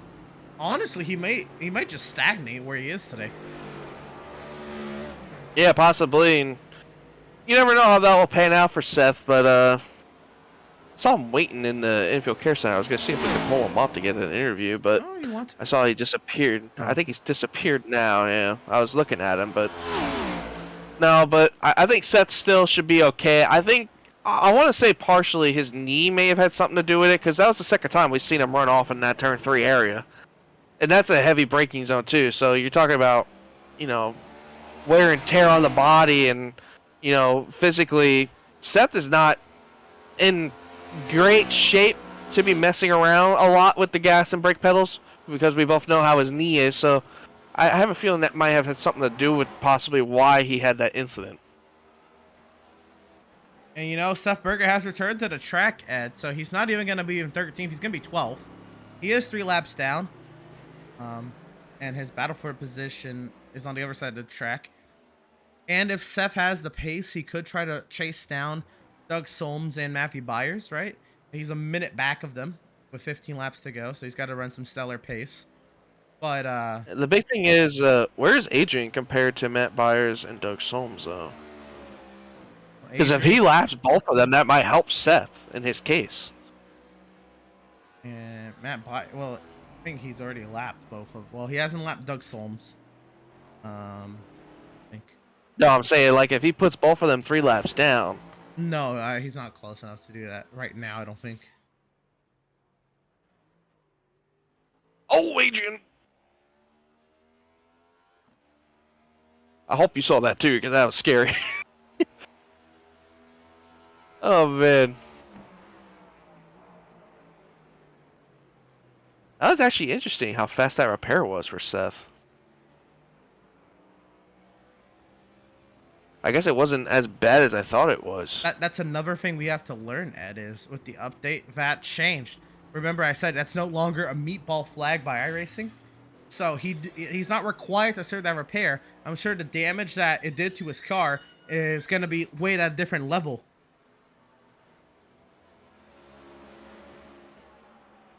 Yeah, that's something we're going to have to learn as we move on with this car. I mean, we're gonna have a lot of changes made to this car. I definitely know that for a fact. This ain't gonna be the last change that we have, so I think it's gonna be something new all the time this season. But yeah, we're gonna continue to learn more and more about this car, Ed. With the next generation of NASCAR stock cars, independent rear suspension, toe links, and 5 gears, and single lugs, and so much different steering box. You know, rack and pinion steering out. Sorry, rack and pinion steering is not what we have. The old steering box is out, and yeah, a whole lot on the table for these guys. And the good news for Seth is he actually, you know what, Seth doesn't have to pit again this race now if he took fuel there. And everybody else will have to. So Seth might have a chance at 10th, which would be huge considering the situation.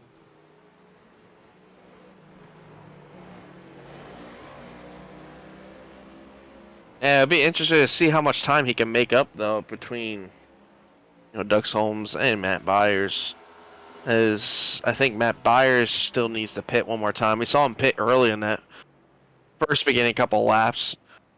And I don't know the last time Doug Holmes has pit. I believe Doug. Let me check real quick. I believe Doug. It'd all be on the similar pit cycle. They all can't make it to the end of the race. That's what we know. Other than Stutzman is the only one who's maybe playing with that. Everybody's gonna have to come in for a splash.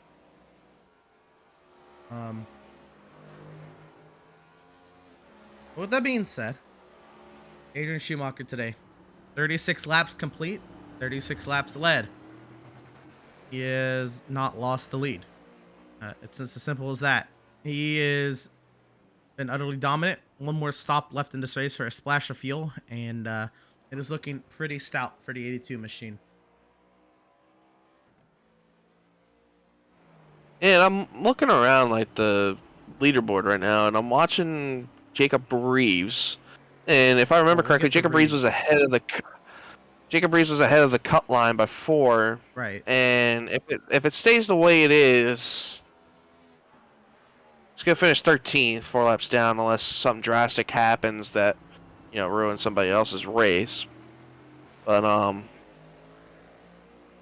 yeah, it's gonna be interesting to see though. But going back through the front, Joshua Belliet in second.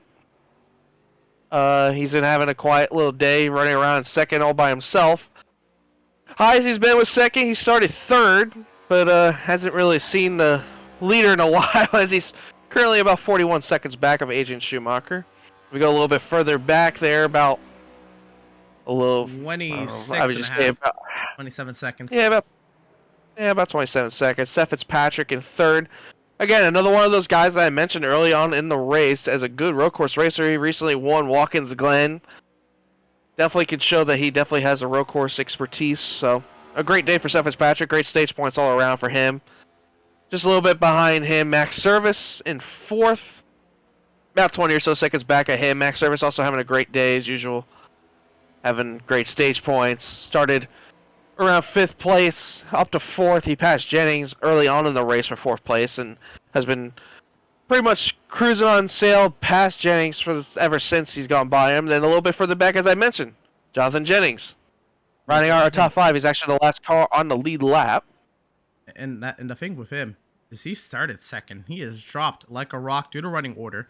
The important thing is, in regards to Max, is he did finish ahead of Max at stage 1 by 1 spot, and Max finished ahead of him at stage 2 by 1 spot, so that cancels out. And the points battle between them, again, I think will be 3 points in the favor of Jennings as opposed to 4 coming into today's race. Just something to note. But he started second, and well, he's been here in 5th. It's been a quiet day for Jennings. I expected a little bit more pace since he qualified second, but Jennings, he's about to actually get lapped by Adrian. Yeah, Adrian's just a little bit behind Jonathan Jennings, but lurking further back in 6th place, 1 lap down, the first car lap down actually. Devin Smith having a really quiet day so far. I haven't really known Devin to be the road course type of guy. I don't really remember where he finished the last couple of road courses, but Devin really having a great strong day in 6th place. Got some good stage points, especially when he needs them. He was below the cut line, tied for 12th. So definitely some much needed stage points for Devin. I can tell And then just behind him, the kind of guy Devin Smith is on the road courses, he's pretty good. He really enjoys this road stuff. Comes from a lot of sports car type of racing, like racing games like Project Cars 2. Devin Smith played a lot of that. He got a lot of experience at Daytona road course. Normally a track you see a lot as Americans on those motorsport games. We just gravitate towards Daytona, and I'm sure Devin Swift got himself a lot of laps logged around here without that NASCAR chicane, albeit. But Devin Swift, he exuded his confidence in that interview when he locked into the playoffs, and he's done a very, very nicely tonight. Also, Adam Gardner. Yeah, Adam Gardner's our biggest mover of the race. Started 16th. He's up to 7th. What a run for this 56 of Adam Gardner. I know he's not what he was hoping for, being at Daytona. I know he probably wanted to rather go to the Oval because he almost got that win last time we were here at Daytona. But overall, it's been a great stage point day for Adam. We talked to him earlier. That was his biggest concern. He wanted stage points all day today because he was worried about how it was going to be in race 3. As we actually see him coming to pit road right now to make his last stop and final stop of the day to make it to the end of this race. But overall, still a great day for this 56 machine. Intriguing to see Adam coming in on lap 39. And is it going to be no tires for the 56? Stop short of the box a little bit. And it'll be fuel only for the 56 machine. Let's go and catch up with the 11. With Scott Bailey. He's had his dips today. But he's kept this car inside the top 10. Yeah, he's kept it inside the top 10. Had a couple of iffy moments where he had a couple spin outs, but overall, still a great day for Scott Bailey. I know he's probably saying the same exact thing, as much as it wasn't a clean day for him as well, it's still a great top 10 no matter what for this 11 machine. Absolutely. Good run inside the top 10. Looking to see if we can hold on to that. Jeremiah Stutzman is right behind Vo, and it's going to be a hard one to deal with here in this battle. What is now 7th was the battle for 8th, and I'd imagine they're both going to have to pit. Stutzman trying to save some time on that pit stop. And think about, Stutzman going long on that first pit stop, Ed, and he'll have to take less fuel or spend less time. He might just save the fuel. He might, You never know. But we'll have to wait and see because the strategy might pay out. If anything, I wouldn't be surprised if he did that kind of strategy, knowing he can possibly gain some spots. I mean, just think about it. The first car lap down is in 5th, and he's running in 9th. So he might be able to gain some spots if he does that kind of strategy. Scott Bailey's just a little bit up the road from him. So is Adam Gardner. Devin Smith's just going into turn 1 now. I think the most he might be able to get out of it is maybe a 7th or 6th place finish. So that would be interesting to see if Stutzman does go off with that bang. But how about the guy running out our top 10, Emerson? Matthew Byers with a quiet little run. We haven't really talked much about him today. This has been something else. Yeah, it's been interesting to say the least. And he's the first car 2 laps down, but Doug Solms is the other one. But Matthew Byers, he's new to the series, and of course, trying to get as much time as you can on these tracks because I'm hoping to see him run full-time next season and compete to possibly make the playoffs next season. But still, though, he's getting experience running with these guys on this track, which is great for some newcomers like himself. But to have a kind of top 10 day at a Daytona road course and, be back and forth with some of, the playoff drivers. He had that moment with James Gilliard. He had a couple moments with, I believe, Jacob Reeves, and he's been doing good today. It's been quiet, but other than less, a top 10 is still a good day for this 94. Absolutely. Bearing the mistakes he's made today, this is a pretty good day. And Seth Berger, he has parked it. He's actually pulled it to the garage. Yeah, he's in the garage. Because I thought he was going to be able to continue on. But the leader has come and left the pit lane already, Adrian Schumacher. And now Joshua Balliet is in, making their final stops. And this will be the final stops of the day for these drivers. It should be only a fuel-only stop, bearing otherwise, but we expect Joshua Balliet here to just be pulling into his box to take a fuel-only, get all 4 tires in that box. No mistakes here, just take fuel-only, possibly a splash and go, and be on your way. Adrian was in the box for 9.8 seconds. Josh was in there for 7.2 seconds. And Adam was in the box for 11 seconds. Jennings has pitted, and he was in the box for 11.4 seconds.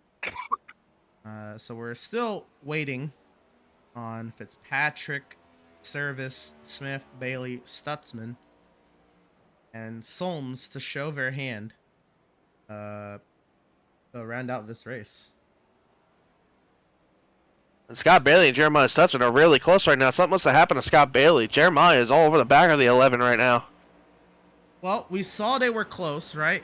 And Scott Bailey's had his slides. He might have just worn out the tires, and Stutzman's taking better care of his stuff. Now, this would be interesting. Is Scott Bailey possibly going to pit next time to maybe undercut the 71 to make sure he's still out front? Or does maybe the 71 do like what we mentioned earlier, being, you know, that last car that kind of pit on lap 25, possibly just save the fuel and just run it the whole way? It's going to be close. I mean, he would have had to been saving the whole time and still maybe continuously saving little by little, but it'll be interesting to see what happens between these two. How hard is Stutzman pushing for this position? Right on board.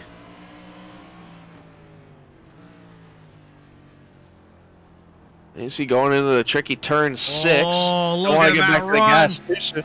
Oh, Scott had a moment there. Jeremiah might get to him here on the back straightaway. Piling under pressure. Up through the gears they go. Up to speed. Stutzman getting the slipstream.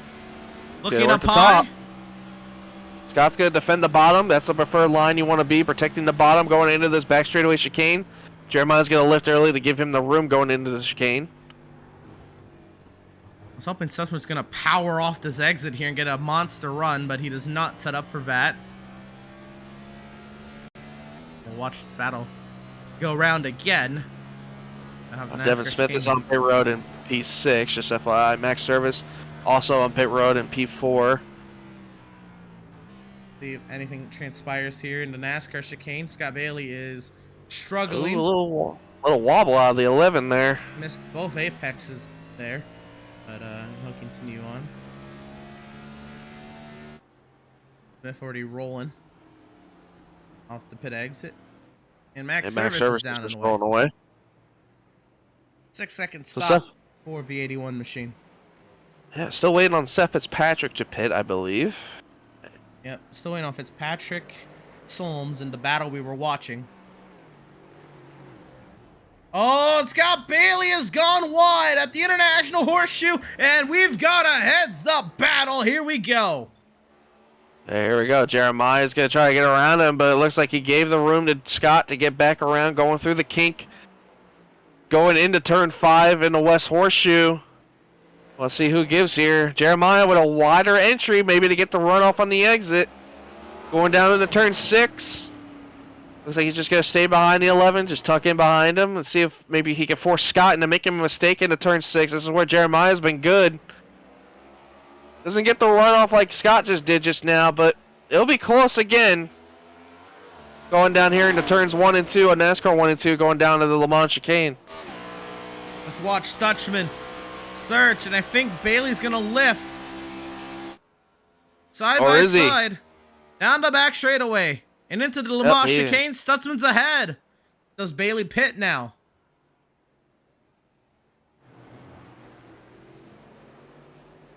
A great pass by Stutzman there. That's good.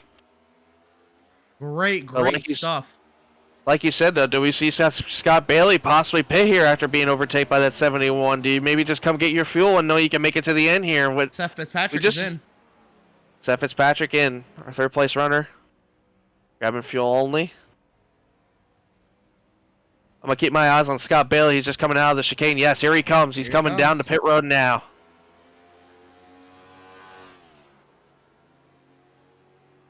As we're coming to about 7 to go here.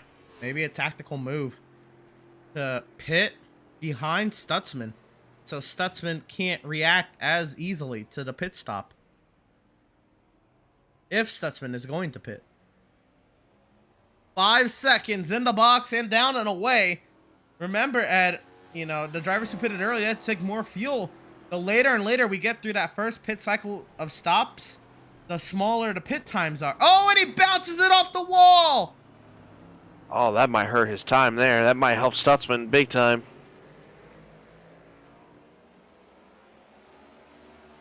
And here comes Adrian to put him 2 down, possibly. He's seeing the second car back and there. Bailey misses the corner. Oh, this is definitely going to put him 2 laps down now. Oh, he almost spun it out. And where's Adrian in all this? He's gone by. My goodness. What a wild turn of events it's been so far.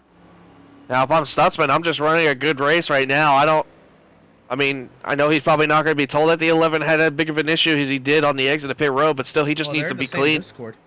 I wonder if that has been shared. He might have.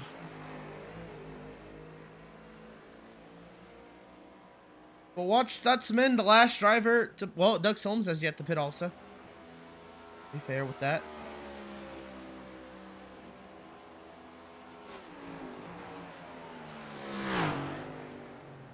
Stutzman's actually gaining on Devin Smith just in front of them up the road. You're right. And if Stutzman can make it to the end, what would that do in this battle? If he saved enough fuel and can make it to the end without stopping right now, that would be huge because I think he definitely has the pace to catch Devin Smith. We'll have to wait and see, but it has been something else. Driver right behind this battle, 81 of Max service, and we want to get a word in with Max, who's had a relatively calm day, sitting in the 4th position, the 3rd highest playoff driver in the running order, and you've made your final stop. Max, how are you feeling? I feel pretty good. Just kind of trying to hold off Adrian here to stay on the lead lap, which would be a first this season for me on a road course. That'd be nice. Well, let's not use the phone here with 10 laps to go, and we'll be all right? Yeah, exactly. I am so focused on this car right now. I've never focused harder in my life. It's been a great race for you. You were putting on the pressure on Jonathan Jennings at the end of stage 1. Jennings ultimately got 4, but you were to get by, and you have set sail ever since. What do you make? Your playoff situation. You got a lot of points already coming into today to your name, but a great run like this will solidify yourself very nicely heading into Milwaukee. How are you feeling so far? Yeah, I feel great. We obviously had a great cushion coming in, with all the playoff points I had, so there wasn't a lot of pressure in this round, but you want to come out and not completely drop the ball, so starting off the way we have so far is certainly a good way to not drop the ball. But I don't know if there's much more you can ask from me at a road course. I think this is a pretty good day. And it's crazy to think over the course of the week, you went from the NASCAR chicane. Oh, hang on to her. I'm trying to run a 152. Well, you have gap to Adrian, for what it's worth. But for what over the course of the week, you've gone from absolutely despising the NASCAR chicane. I'm sure you may still do, but being so not confident in it. At the beginning of practice, you were very confident in the NASCAR chicane. What is that feeling now, and feeling of the course overall? It's grown on me a little bit. If we just get rid of those sausage curbs, I think I'd like it a lot better. Because it is scary. Because I was running a real good lap earlier, like right before you guys pulled me up here. And I clipped the second sausage curb and just killed the lap and ran like a 153.6 or whatever, which I think is, the best lap I've ran so far. Faster than Fitzpatrick. Yeah. If I had more confidence in the car at the start of this race, we might be right there with him, because, it was 20 seconds at one point, so, we're going to try, but unless he screws up real bad, we're not going to get there. But if I could put really good laps together, from like 20 laps to go, maybe it was possible, but I don't think so. I think he's a little too good of a driver for that, but I don't know, we'll see. We'll see. Well, we'll let you get back to it, and maybe something might happen. I don't know. But appreciate your time, Max. I know most drivers would prefer to not be bothered, but do appreciate you letting us talk to you. Yeah, no problem. I haven't made a mistake yet, so that one's still coming. So keep your eye out. Oh boy. Well, we'll be sure to keep our eye out for this black, white, and pink number 81 machine. Driver of the number 81 Max service, and yeah, this is a very solid run from Max. I have to say, probably one of his better runs on a road course. Maybe season 2 at the Charlotte Roval, and season 1 at his home track at Circuit Gilles Villeneuve. Those are really the notable runs for Max. This is going to be right up there. Yeah, it's great. Like I mentioned, this is the time you want to start pulling off consistent finishes, and Max is doing it pretty well, and Jennings is doing okay. Seth Fitzpatrick's doing great. But, I mean, even greater is Adrian Schumacher, our leader. I mean, were we not surprised that Adrian's putting the kind of performance on a road course as usual? But I do want to mention, while you were doing that interview at Max, Jeremiah Stutzman did come to pit road, got his fuel, and is ahead of Scott Bailey, still in 7th. By a long margin. Yeah. You know, we saw That Bailey mistake by have his Scott. mistakes. You know, Yep. Pit exit, and then missing the international horseshoe. And not the best. Everybody but Doug Solms has pitted. Can you see on the last lap Doug Solms is pitted at? Let me... Where is he? There he is. Let's see. So... I can't really tell because all of his times have been marginally kind of slow. Yeah, it's tough. Oh, man. Well, what I do know is he has not pitted at least since lap 28. The last I'm seeing of him on pit road is lap 24. So, this is the last driver to pit. Granted, he is 3 laps down, so he has to run 3 less laps on field over the course of the race. Oh, Jacob Breeze is off. Turn 3. It has not been his day, has it? No, it has not. But luckily, he ain't going to lose that much because he's the only car that's 4 laps down. But yeah, he's the last car running. So theoretically, he doesn't even have to run the rest of this race out. But oh, Scott Bailey, turn 1. oh no, big off there. And now you might be looking at how inviting is this to a driver like Adam Gardner. I think Adam Gardner just had to stop and go again at the front straightaway chicane. Yeah, everyone's having all the mistakes now. Oh my, Jeremiah with a big log up in turn 5 in the West Horseshoe. Well, remember, Ed, we were told that this is some of the higher tire wear we've seen on a road course this season, but drivers still decided not to take tires on their pit stops, and I wonder if that is starting to come back to bite them. Yeah, I mean, it's not surprising, especially with how the temperature is today. I mean, we're looking, what's the temperature right now? Track time's around 81 degrees now, and generally it's cool, but the amount of grip being put down, it's definitely going to take some tread out of the tires. So these guys have not taken tires in a minute. I mean, some of them may have, and some of them may not have, but those guys that haven't, it's been a rough day, especially with all the spin-outs that we've seen, too. I mean, Scott Bailey, we saw a couple times spinning out, so there's definitely some heat in the tires, and sometimes it might not be happy. I mean, all that heat you build up in those tires, it's not going to be nice when you're going into a heavy braking zone and have to slam on the brakes. It's Jeremiah Stutzman just going around on the front straightaway. Oh no. Stutzman loops it, and Adrian Schumacher has purpled with 2 laps to go. There's no shot he just purpled again, did he? He Oh just my purpled. goodness. Which, the term purpled is not the actual term, but going purple is setting the fastest lap at a race. And you saw it at the top of your screen. Adrian Schumacher in a 152, 393. That's 3/100ths off his fastest time in practice. He ran a 365 in practice.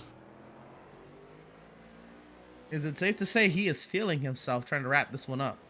I think he's just showing off at this point. We watch and wait. The driver who... When's the last time he hasn't led a lap on a road course? I'm guessing Watkins Glen. Yeah, probably. That would be my guess. I mean, he I led probably all is. of Laguna Seca. Led all of today.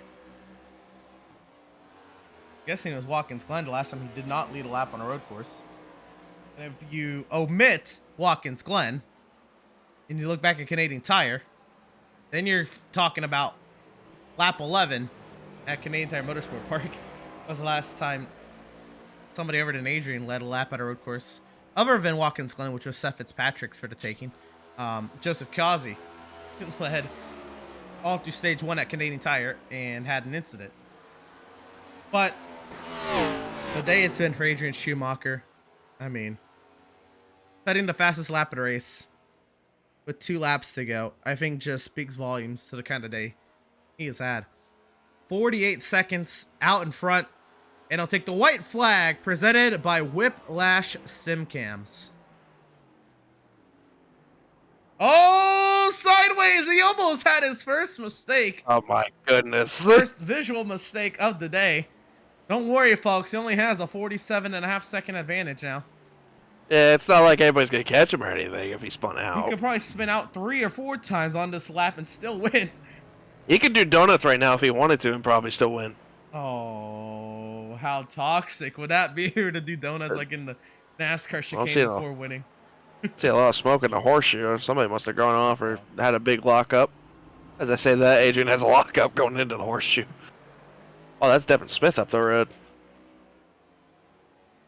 For the most part, positions solidified, and Doug Solms gonna go by this pit lane one more time before taking the white flag. Little off the pace though. He is running 2:10. This is a very slow pace for Doug Solms. I hope everything's all right. He might be just on a Sunday cruise. This might be his fuel-saving tactic, to be fair. Maybe. Oh, He's you know been running what? about a 2-second bracket. He's in 5th gear. This is his fuel-saving tactic. Oh my goodness, that's amazing. Oh, here comes Adrian out of the Yep. turn 3 and 4 oval, coming down to the front stretch chicane. Devin Smith, he just goes on by him and lets him get on He through. doesn't want to do another lap. But here comes Adrian Schumacher. In dominant fashion for the 3rd time this season, and he's going to lock himself into the next round of the playoffs. Adrian Schumacher wins at the Daytona Road Course. Talk about a way to lock yourself in the next round. Just talk about by waxing the field, literally. Yeah, tune into the post-race show to see who finishes 2nd. Yeah, just wait. We're going to be there in a minute. Hold on. Joshua Valietto. Very nice day for him as well. Absolutely. The confidence level was not high at all entering practice.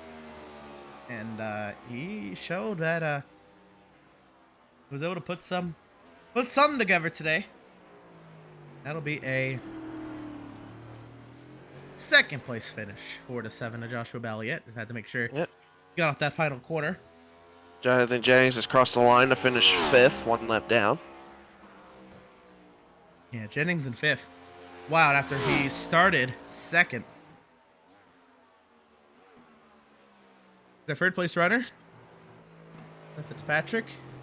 Scott Bailey has crossed to finish 8th. Adam 9th. Matt Byers 10th.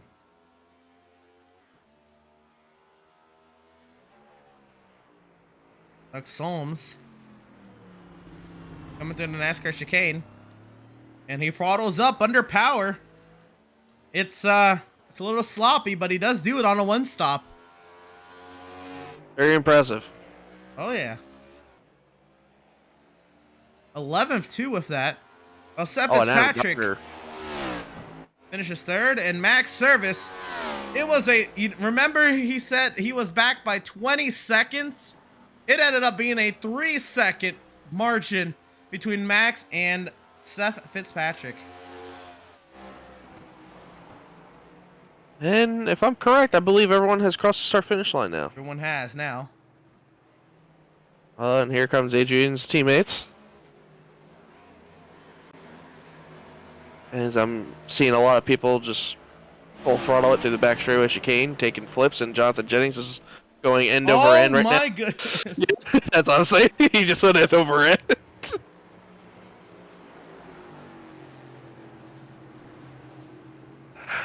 How do you like your Popeye's chicken, Emerson? Flipped over or undercooked? Do I have to answer? I mean, you could say yeah. Adrian Schumacher, a well-deserved victory this evening. 3rd victory on the season. Oh, what are they doing? Oh, they're gonna hit these. They're gonna hit the turtles. Oh my gosh! And Adrian can still do a donut if he wants to. Adrian stuck the landing. So did Devin, or not Devin. Mal and Max. What a job, Adrian Schumacher. His signature reverse celebration. I was gonna say, what the heck is he doing?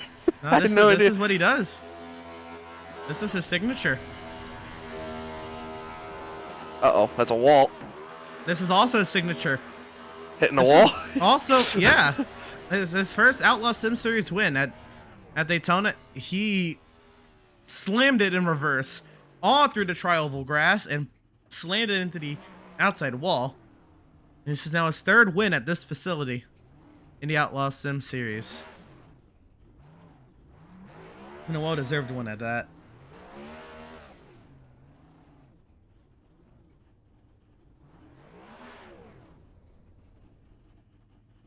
And El Parker up, and I think that is our cue to bring on up driver of the number 82, Adrian Schumacher. Adrian, you now have led 105 consecutive laps on road courses. This time, this locks you into the 2nd round of the playoffs. Absolutely on a Sunday drive there. I say that, but you went purple with 2 laps to go.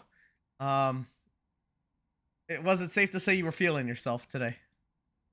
Yeah, that was probably my best performance ever, topping off Laguna Seca. Better than Laguna Seca. Wow.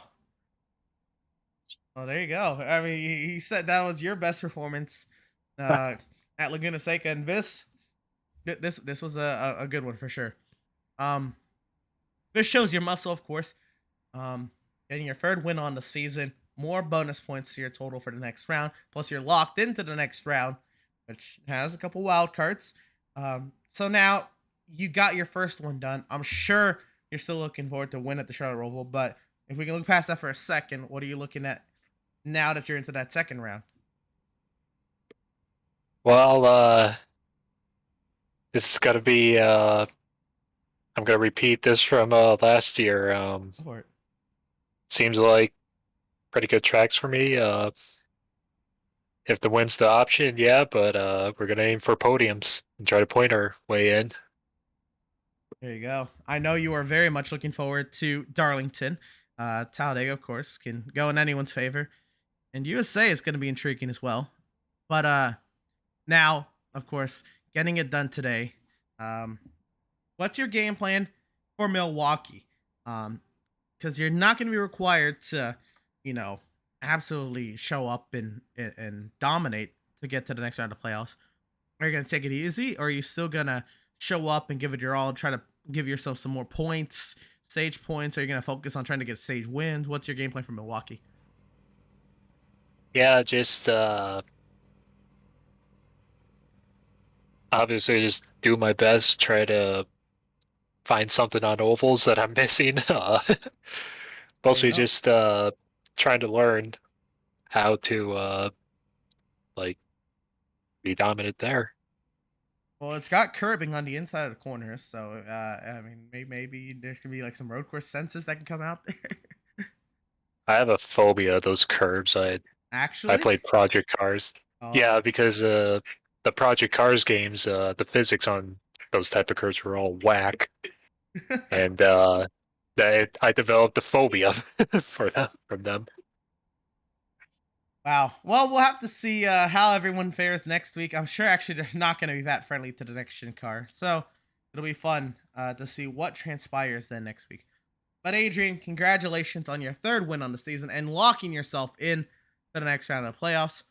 Best luck to you next week at Milwaukee. I'm sure also Charlotte Roval. But more importantly, as you continue your quest to the playoffs or a championship. Thanks, guys. Stop it. Driver of the number 82, Adrian Schumacher. And again, what a race it was for the 82. Let's go through our finishing results tonight, Ed. Because these were some wild ones. Adrian Schumacher, of course, won the race. 52.2 second advantage over Joshua Balliet. Considering that was 47 seconds at the beginning of the lap is also intriguing. He led all 50 laps. Balliet came second. Seth Fitzpatrick 100 seconds back in third. 103 seconds back. You'll find Max Service in fourth. 1 lap down was Jonathan Jennings in fifth. 2 down was Evan Smith there in sixth. Jeremiah Stutzman 7th, also 2 down, with Scott Bailey 8th, Adam Gardner 9th, and Matthew Byers 10th. My goodness, the midfield was almost all 2 laps down there, Ed. Yeah, I mean, if you want to see anything worse, 11th was the 67 of Doug Solms, 3 laps down. Still had a great recovery on the fuel saving strategy. 12th was 22 of Jacob Breeze, 5 laps down, who was the last of the ones to finish the race. And then everybody else that was in the garage for the night, 13th, 77 of Seth Berger, who had that issue in turn 3, who just couldn't recover after that, finished just 13th, 15 laps down. 14th, the 93 of Kevin Powell, finished just 29 laps down. 15th, 33 of James Gilliard, 42 laps down, who had an early incident with Matt Rogers, who finished the 16th, 50 laps down. 17th, Sam Borden. Yeah, that's everybody who started tonight's race. There's a bunch of drivers who did not take the green flag tonight. Notably, Andrew St. Cord, a 1 playoff driver who did not take the green flag this evening. We're going to go ahead and step aside real quick, get a message in from our partners here at Pits Up TV, and we'll be right back with more post-race coverage here from the World Center of Racing.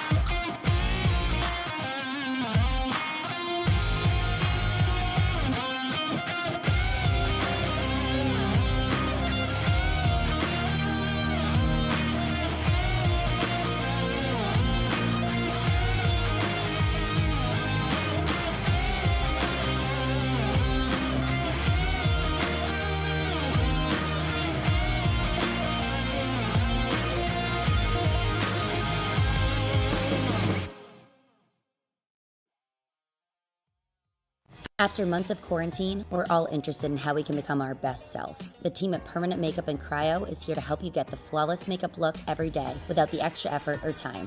When it comes to your appearance, you deserve the best care that money can buy.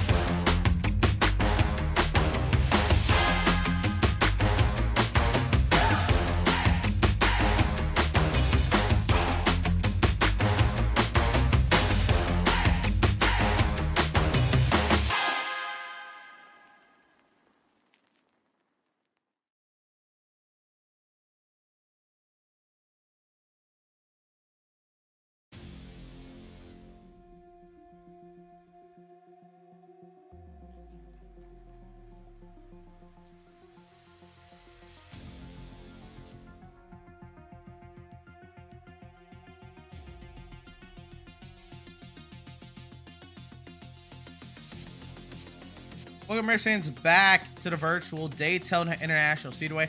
We're on the post-race coverage here of the opening round of the Outlaws Sim Series playoffs, dominated by the 82 of Adrian Schumacher.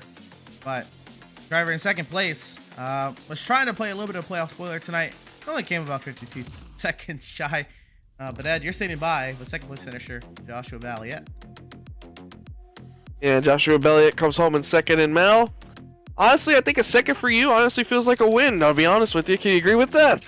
Yeah, 100%. I don't ever go into a road course thinking I could beat Adrian. Just happy to my fastest lap came within 2/10, so at the end there, it started to get close to his lap. So honestly, if I probably put the practice in I should have, I may have been somewhat close to him. I wouldn't have been a 42-second gap or 52-second gap, whatever it was. Yeah, we saw a lot of drivers struggling towards the end there with grip, and we saw a lot of people starting to lose the grip on their tires. We saw your teammate Seth Berger had the issue going into the turn 3 barrier, not once but about twice, I would say. But a lot of drivers were starting to have a lot of handling issues. You didn't feel any of that towards the end, did you? No, I was running my best laps at the end, really. I was starting to click off my fast lap at the end, but that's because I was getting really adjusted with the car. Was the first stint I was really babying it, trying to just get it through. And then once I started to get the gap, I started to try and feel out the car, push, get some pace, try and learn the car. And then next week we go to the Milwaukee Mile, which is a little bit different than a road course. Then we head back to the road course after that. How do you feel about your favorite track at Milwaukee Mile, possibly trying to get a win there?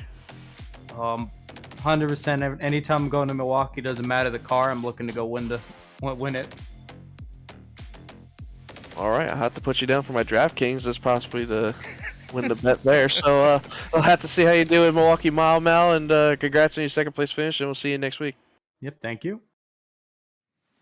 Second place finisher, driver of the number 7, Joshua Balliet. Now, we don't have third place finisher Seth Fitzpatrick, but I do want to talk to a couple playoff drivers who did fare pretty well tonight, Ed. And the one I'd like to talk to is driver of the number 95, Devin Smith.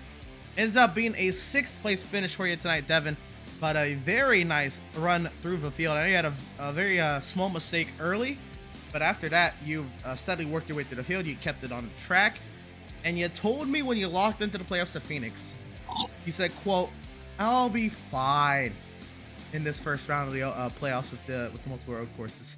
So, one of them down, a decent little run. How are you feeling about it? Feeling pretty good about it.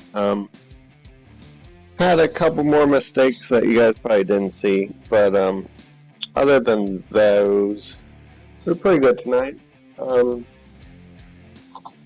I don't quite know how playoffs is going to shake out for the next round because I'm not going to be able to race the Roval because I'm out of town that week. So it's probably going to be very close, but hopefully we're in. I don't know. We'll see how next week goes. Well, with that being said, I guess then you're going to put a lot of emphasis in having a good run next week at Milwaukee to offset not being able to run the Charlotte Roval. So what is your game plan, if you have one yet, on how you're going to attack the Milwaukee Mile? Not wreck, like I do usually every week in this car. I don't know. We'll figure it out. We got a whole week to prep. Yeah, I don't know. I guess we'll just find out. Well, I guess we'll have to see. Overall, how do you feel about bringing it home in the 6th position? Oh, feel great. Car ran good all night. Shout out to Schumacher for the setup because he just makes brilliant road course setups. It's a shame I won't get to use it at the Roval, but yeah, that's unfortunate. But overall, we did pretty good, and I am happy with the result. Although, to be fair, I probably should have finished one position lower if Berger didn't crash out or whatever happened to him. Part of it. But nonetheless, a great run for you tonight, Devin. Hoping that you're able to work out the math and get yourself a nice run at Milwaukee to hopefully offset yourself for the Charlotte Roval, missing the Charlotte Roval. But we'll have to see. I guess we'll just have to wait and see. Congratulations on the 6th place finish tonight, and yeah, best luck to you in the coming weeks. All right, thank you. driver of the number 95, Devin Smith. And I well, yeah. All right. I lost my train of thought there. But yeah, Devin, again, he exuded confidence on making it through this first round. That's going to put a damper on things to miss in the show. We'll have to see how the math works out. Another driver who had a pretty good run tonight, despite all of their mistakes. Scott Bailey still brought it home with an 8th place finish, and you're standing by. Yeah, Scott Bailey, no matter what with the result, still a great race for Scott Bailey overall. The top 10 finish never hurts anybody. But Scott, you had those little bit of mistakes towards the end there. You know, we saw the little pit road accident you had on the exit that kind of cost you your time to Jeremiah Stutzman. You guys were battling hard there for that whole 8th and 9th position. But overall, you got to be happy with a top 10, right? Yeah, I mean, it was just a race of survival for me. I made a couple mistakes. That cost me a couple spots. And I was just happy, honestly, to get some stage points, finish top 10. I knew I didn't have the fastest car going in, so happy to at least bring it home, not in pit lane. And not only were you the only driver worried about stage points, but you guys were focused on getting stage points, as you mentioned, the whole night tonight. Now, was that whole focus just basically trying to build more confidence as you guys could probably go to a more comfortable track like Milwaukee Mile next week, knowing that we had the Charlotte Roval in the end of round 1? Yeah, I mean, these road courses with this particular car, they're tough. You really got to put laps in, get comfortable with these cars just because there isn't a ton of grip there. So you got to find some mechanical grip, but just putting laps down really helps you build that confidence. So I was, from the jump, I was not focused on trying to run the fastest lap every lap. It was just trying to stay consistent, keep all 4 tires on the track, and hopefully get some stage points, which we did. So I'm pretty happy with that. Now I'll ask you one more time about the Milwaukee Mile, since we go there next week, and you know there's a lot of drivers that have that circle to be their one track that can definitely get them punched into the round 2 to make it to the championship possibly in the end. Do you have that circle to possibly be your make or break to make it in that second round, or are you that confident that you can have good runs at both Milwaukee and the Charlotte Roval? Yeah, I don't think I necessarily need to win there. Part of the goal tonight was to set myself up where I didn't have to win. You know, make sure I got some decent points to get a good separation from the bottom 4, to where, you know, just running a good solid race would be able to keep that distance between those drivers. So yeah, I would definitely, I'd love to win, punch that ticket automatically, not have to worry about the Roval, but you know, those are hard to come by. So just trying to set myself up for getting to the next round. Well, Scott, congratulations on your top 10, man. On Exalta Chevy looked great tonight, and hopefully it'll look great next week when we go to Milwaukee Mile. We'll see you next week, man. Yeah, I appreciate it, guys. Have a good night. That was driver of the number 11, Scott Bailey. And again, a couple playoff drivers who did have great runs tonight. And we looked at the finishing results at, obviously, Seth Berger, the notable driver that had a big incident today. Luckily for him, he only dropped 7 spots. Again, 7 points is a lot when it's a 3-race championship, right? Well, you know, these little 3-race rounds are 3-race championships essentially. But what it could have been, this was earlier in the race, or if this was a bigger field. I think Seth, he, you know, unfortunately he didn't, you know, get away with it. He actually did return to the track, so I was actually shocked that he wasn't able to finish the race out, because he did return. Maybe the damage was still lasting there. I don't know. But yeah, I think dodged a huge bullet, if you will, as we look at what's coming up here, the Outlaws Sim Series. Hey, look at the schedule. I mean, Milwaukee Mile next week, and then the Charlotte Roval to end this kind of crazy, chaotic round 1. I mean, tonight we saw exactly what we expected. I mean, chaos for some playoff drivers and brilliance from some others. I mean, that's how it's going to be on some of these road courses. And luckily, we get 2 of them in the first round, Emerson. I mean, we got the Charlotte Roval to end this round 1. The Milwaukee Miles next. We'll see them next week. But then that round 2 is where it gets tricky. Absolutely. Lakeland, Florida's USA International. Track that was drilled into our heads in rookie oval, our rookie class races in the oval iRacing series and all that. How we, a lot of us had to get to this point. That's gonna be a fun track to go back to. Somewhere I think 225 laps. Talladega, that's gonna be a long Talladega race. It's gonna be mentally taxing once they out of trouble. I think it's like 110 laps. And Darlington is gonna be a beefy one. That's a 250 lapper.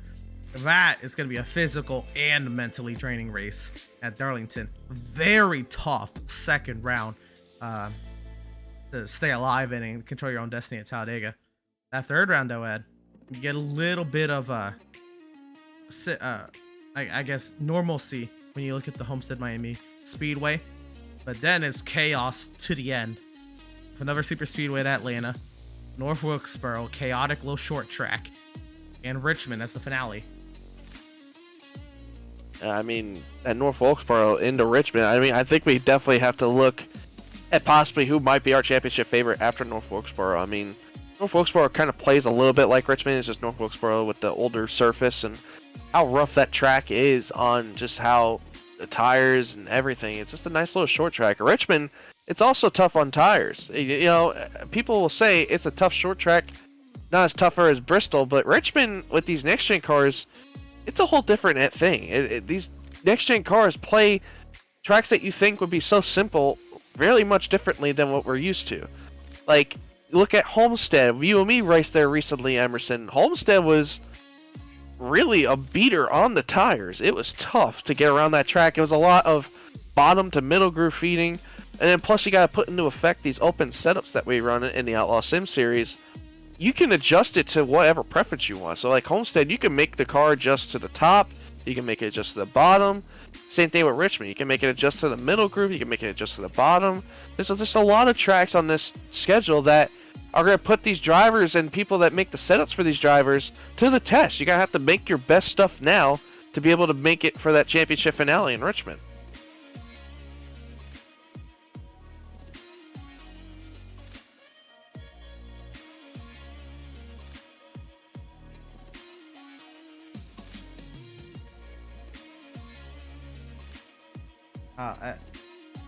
Yeah, the cream does rise to the top, and again, those who rise to the occasion can be the ones that we look at to potentially be the ones crowned champion there at race 36. So that is what we have there for the Outlaw schedule coming up. What's coming up here on the channel, though, is something that we started this week on next Tuesday night, 8:30 p.m. Eastern. It'll be back. Virtual Racing School Advanced Legends Cup. Yes, that is the official iRacing series for the Legend Coupes here on the Sim. And Andrew Cardinale IV, Zach Murtis, they'll be bringing you coverage from top split of the official iRacing Advanced Legends Cup. Again, presented by Virtual Racing School. You won't want to miss it. And if you are somebody who loves those Legend Coupes and you've been wanting to get on Pit Stop TV and the Pit Stop TV race, head over and if you got the iRating to make top split, give it your go. The Advanced Legends Cup, they'll be at Lakeland, Florida's USA International. Probably a good time to take notes if you're one of these Outlaw Sim Series drivers, because they'll be heading to the Milwaukee Mile this week at 7:30 p.m. Eastern time for the second race of the Outlaw Sim Series playoffs. But USA International is coming up in a couple weeks time as well. And then Sunday night, next Sunday night, right? So yes, next Sunday night is the Superior Class Auto Racing Series from the Charlotte Roval end, and that's another thing that these drivers can take notes on, because the Charlotte Roval will be 4 days after that here for the Outlaw Sim Series. Yeah, I'm mainly looking forward to that VRS Legends Cup that we have going on, Emerson. I mean, you know me, I love my local short tracks, and I love short track racing. Those Legend Coupes, even in real life, they're a blast to watch. I know some people that live out there in that Charlotte, North Carolina area, they go to Charlotte to watch those guys compete and race around that little Charlotte little mile. But now they're at USA International, so that would be interesting. USA with its long little straightaways that they have there. It's going to be interesting to see how that track pans out. We go to the Milwaukee Mile next week, Emerson. To be honest, I have no idea what that's going to be like. I haven't really driven a car around there before, so that'll be interesting. And the Radicals go to Charlotte.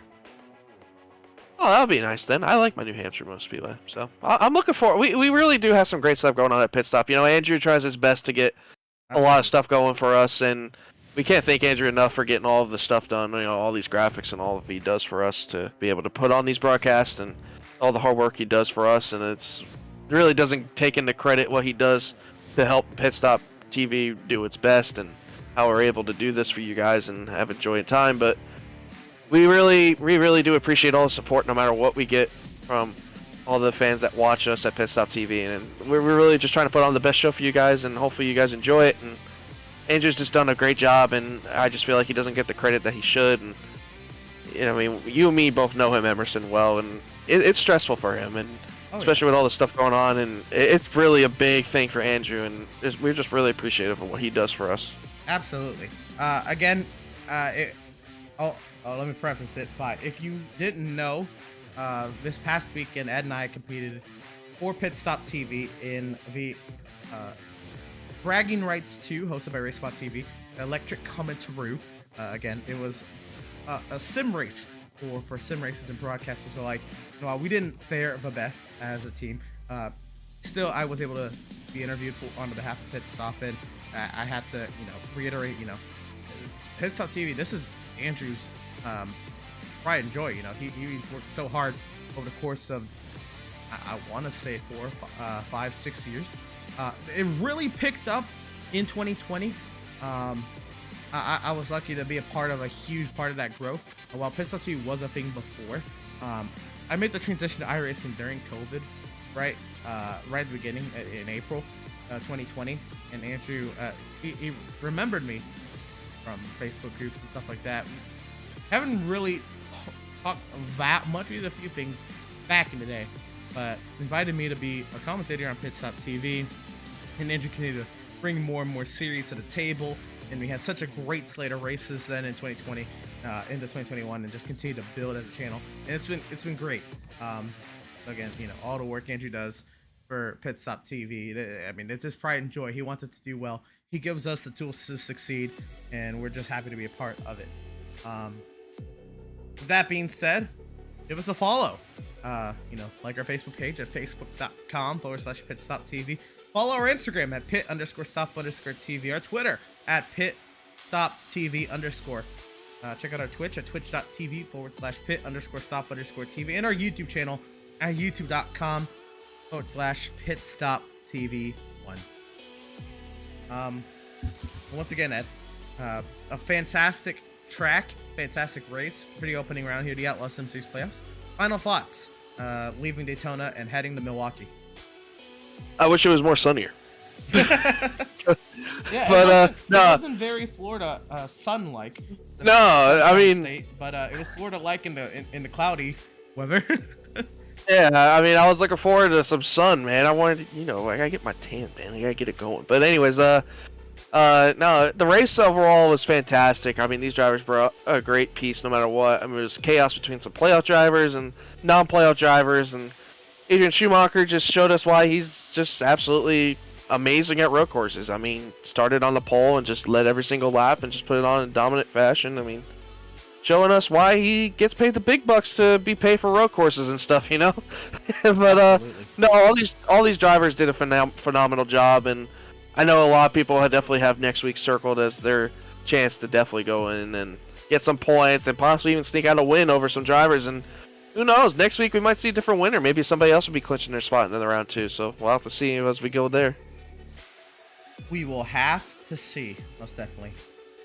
Well, that'll do it for us here from the Virtual World Center of Racing here from virtual Daytona Beach, Florida. We're happy to have had you all here and tuning in and joining us for tonight's action, and we hope you enjoyed tonight's broadcast. For all at Pit Stop TV, I want to give a huge shout out to Ed Sherb ascending on the mic. Again, it's been amazing to have on the call, and a huge addition to these Outlaws broadcasts, and I'm very glad to have him as a partner alongside myself, Emerson Arden. Again, we thank y'all for tuning in. We'll see y'all next Tuesday. Oh, yeah, this upcoming Tuesday night for Advanced Legends from USA International, or next Wednesday night for the Outlaws Sim Series second race of the playoffs from Milwaukee.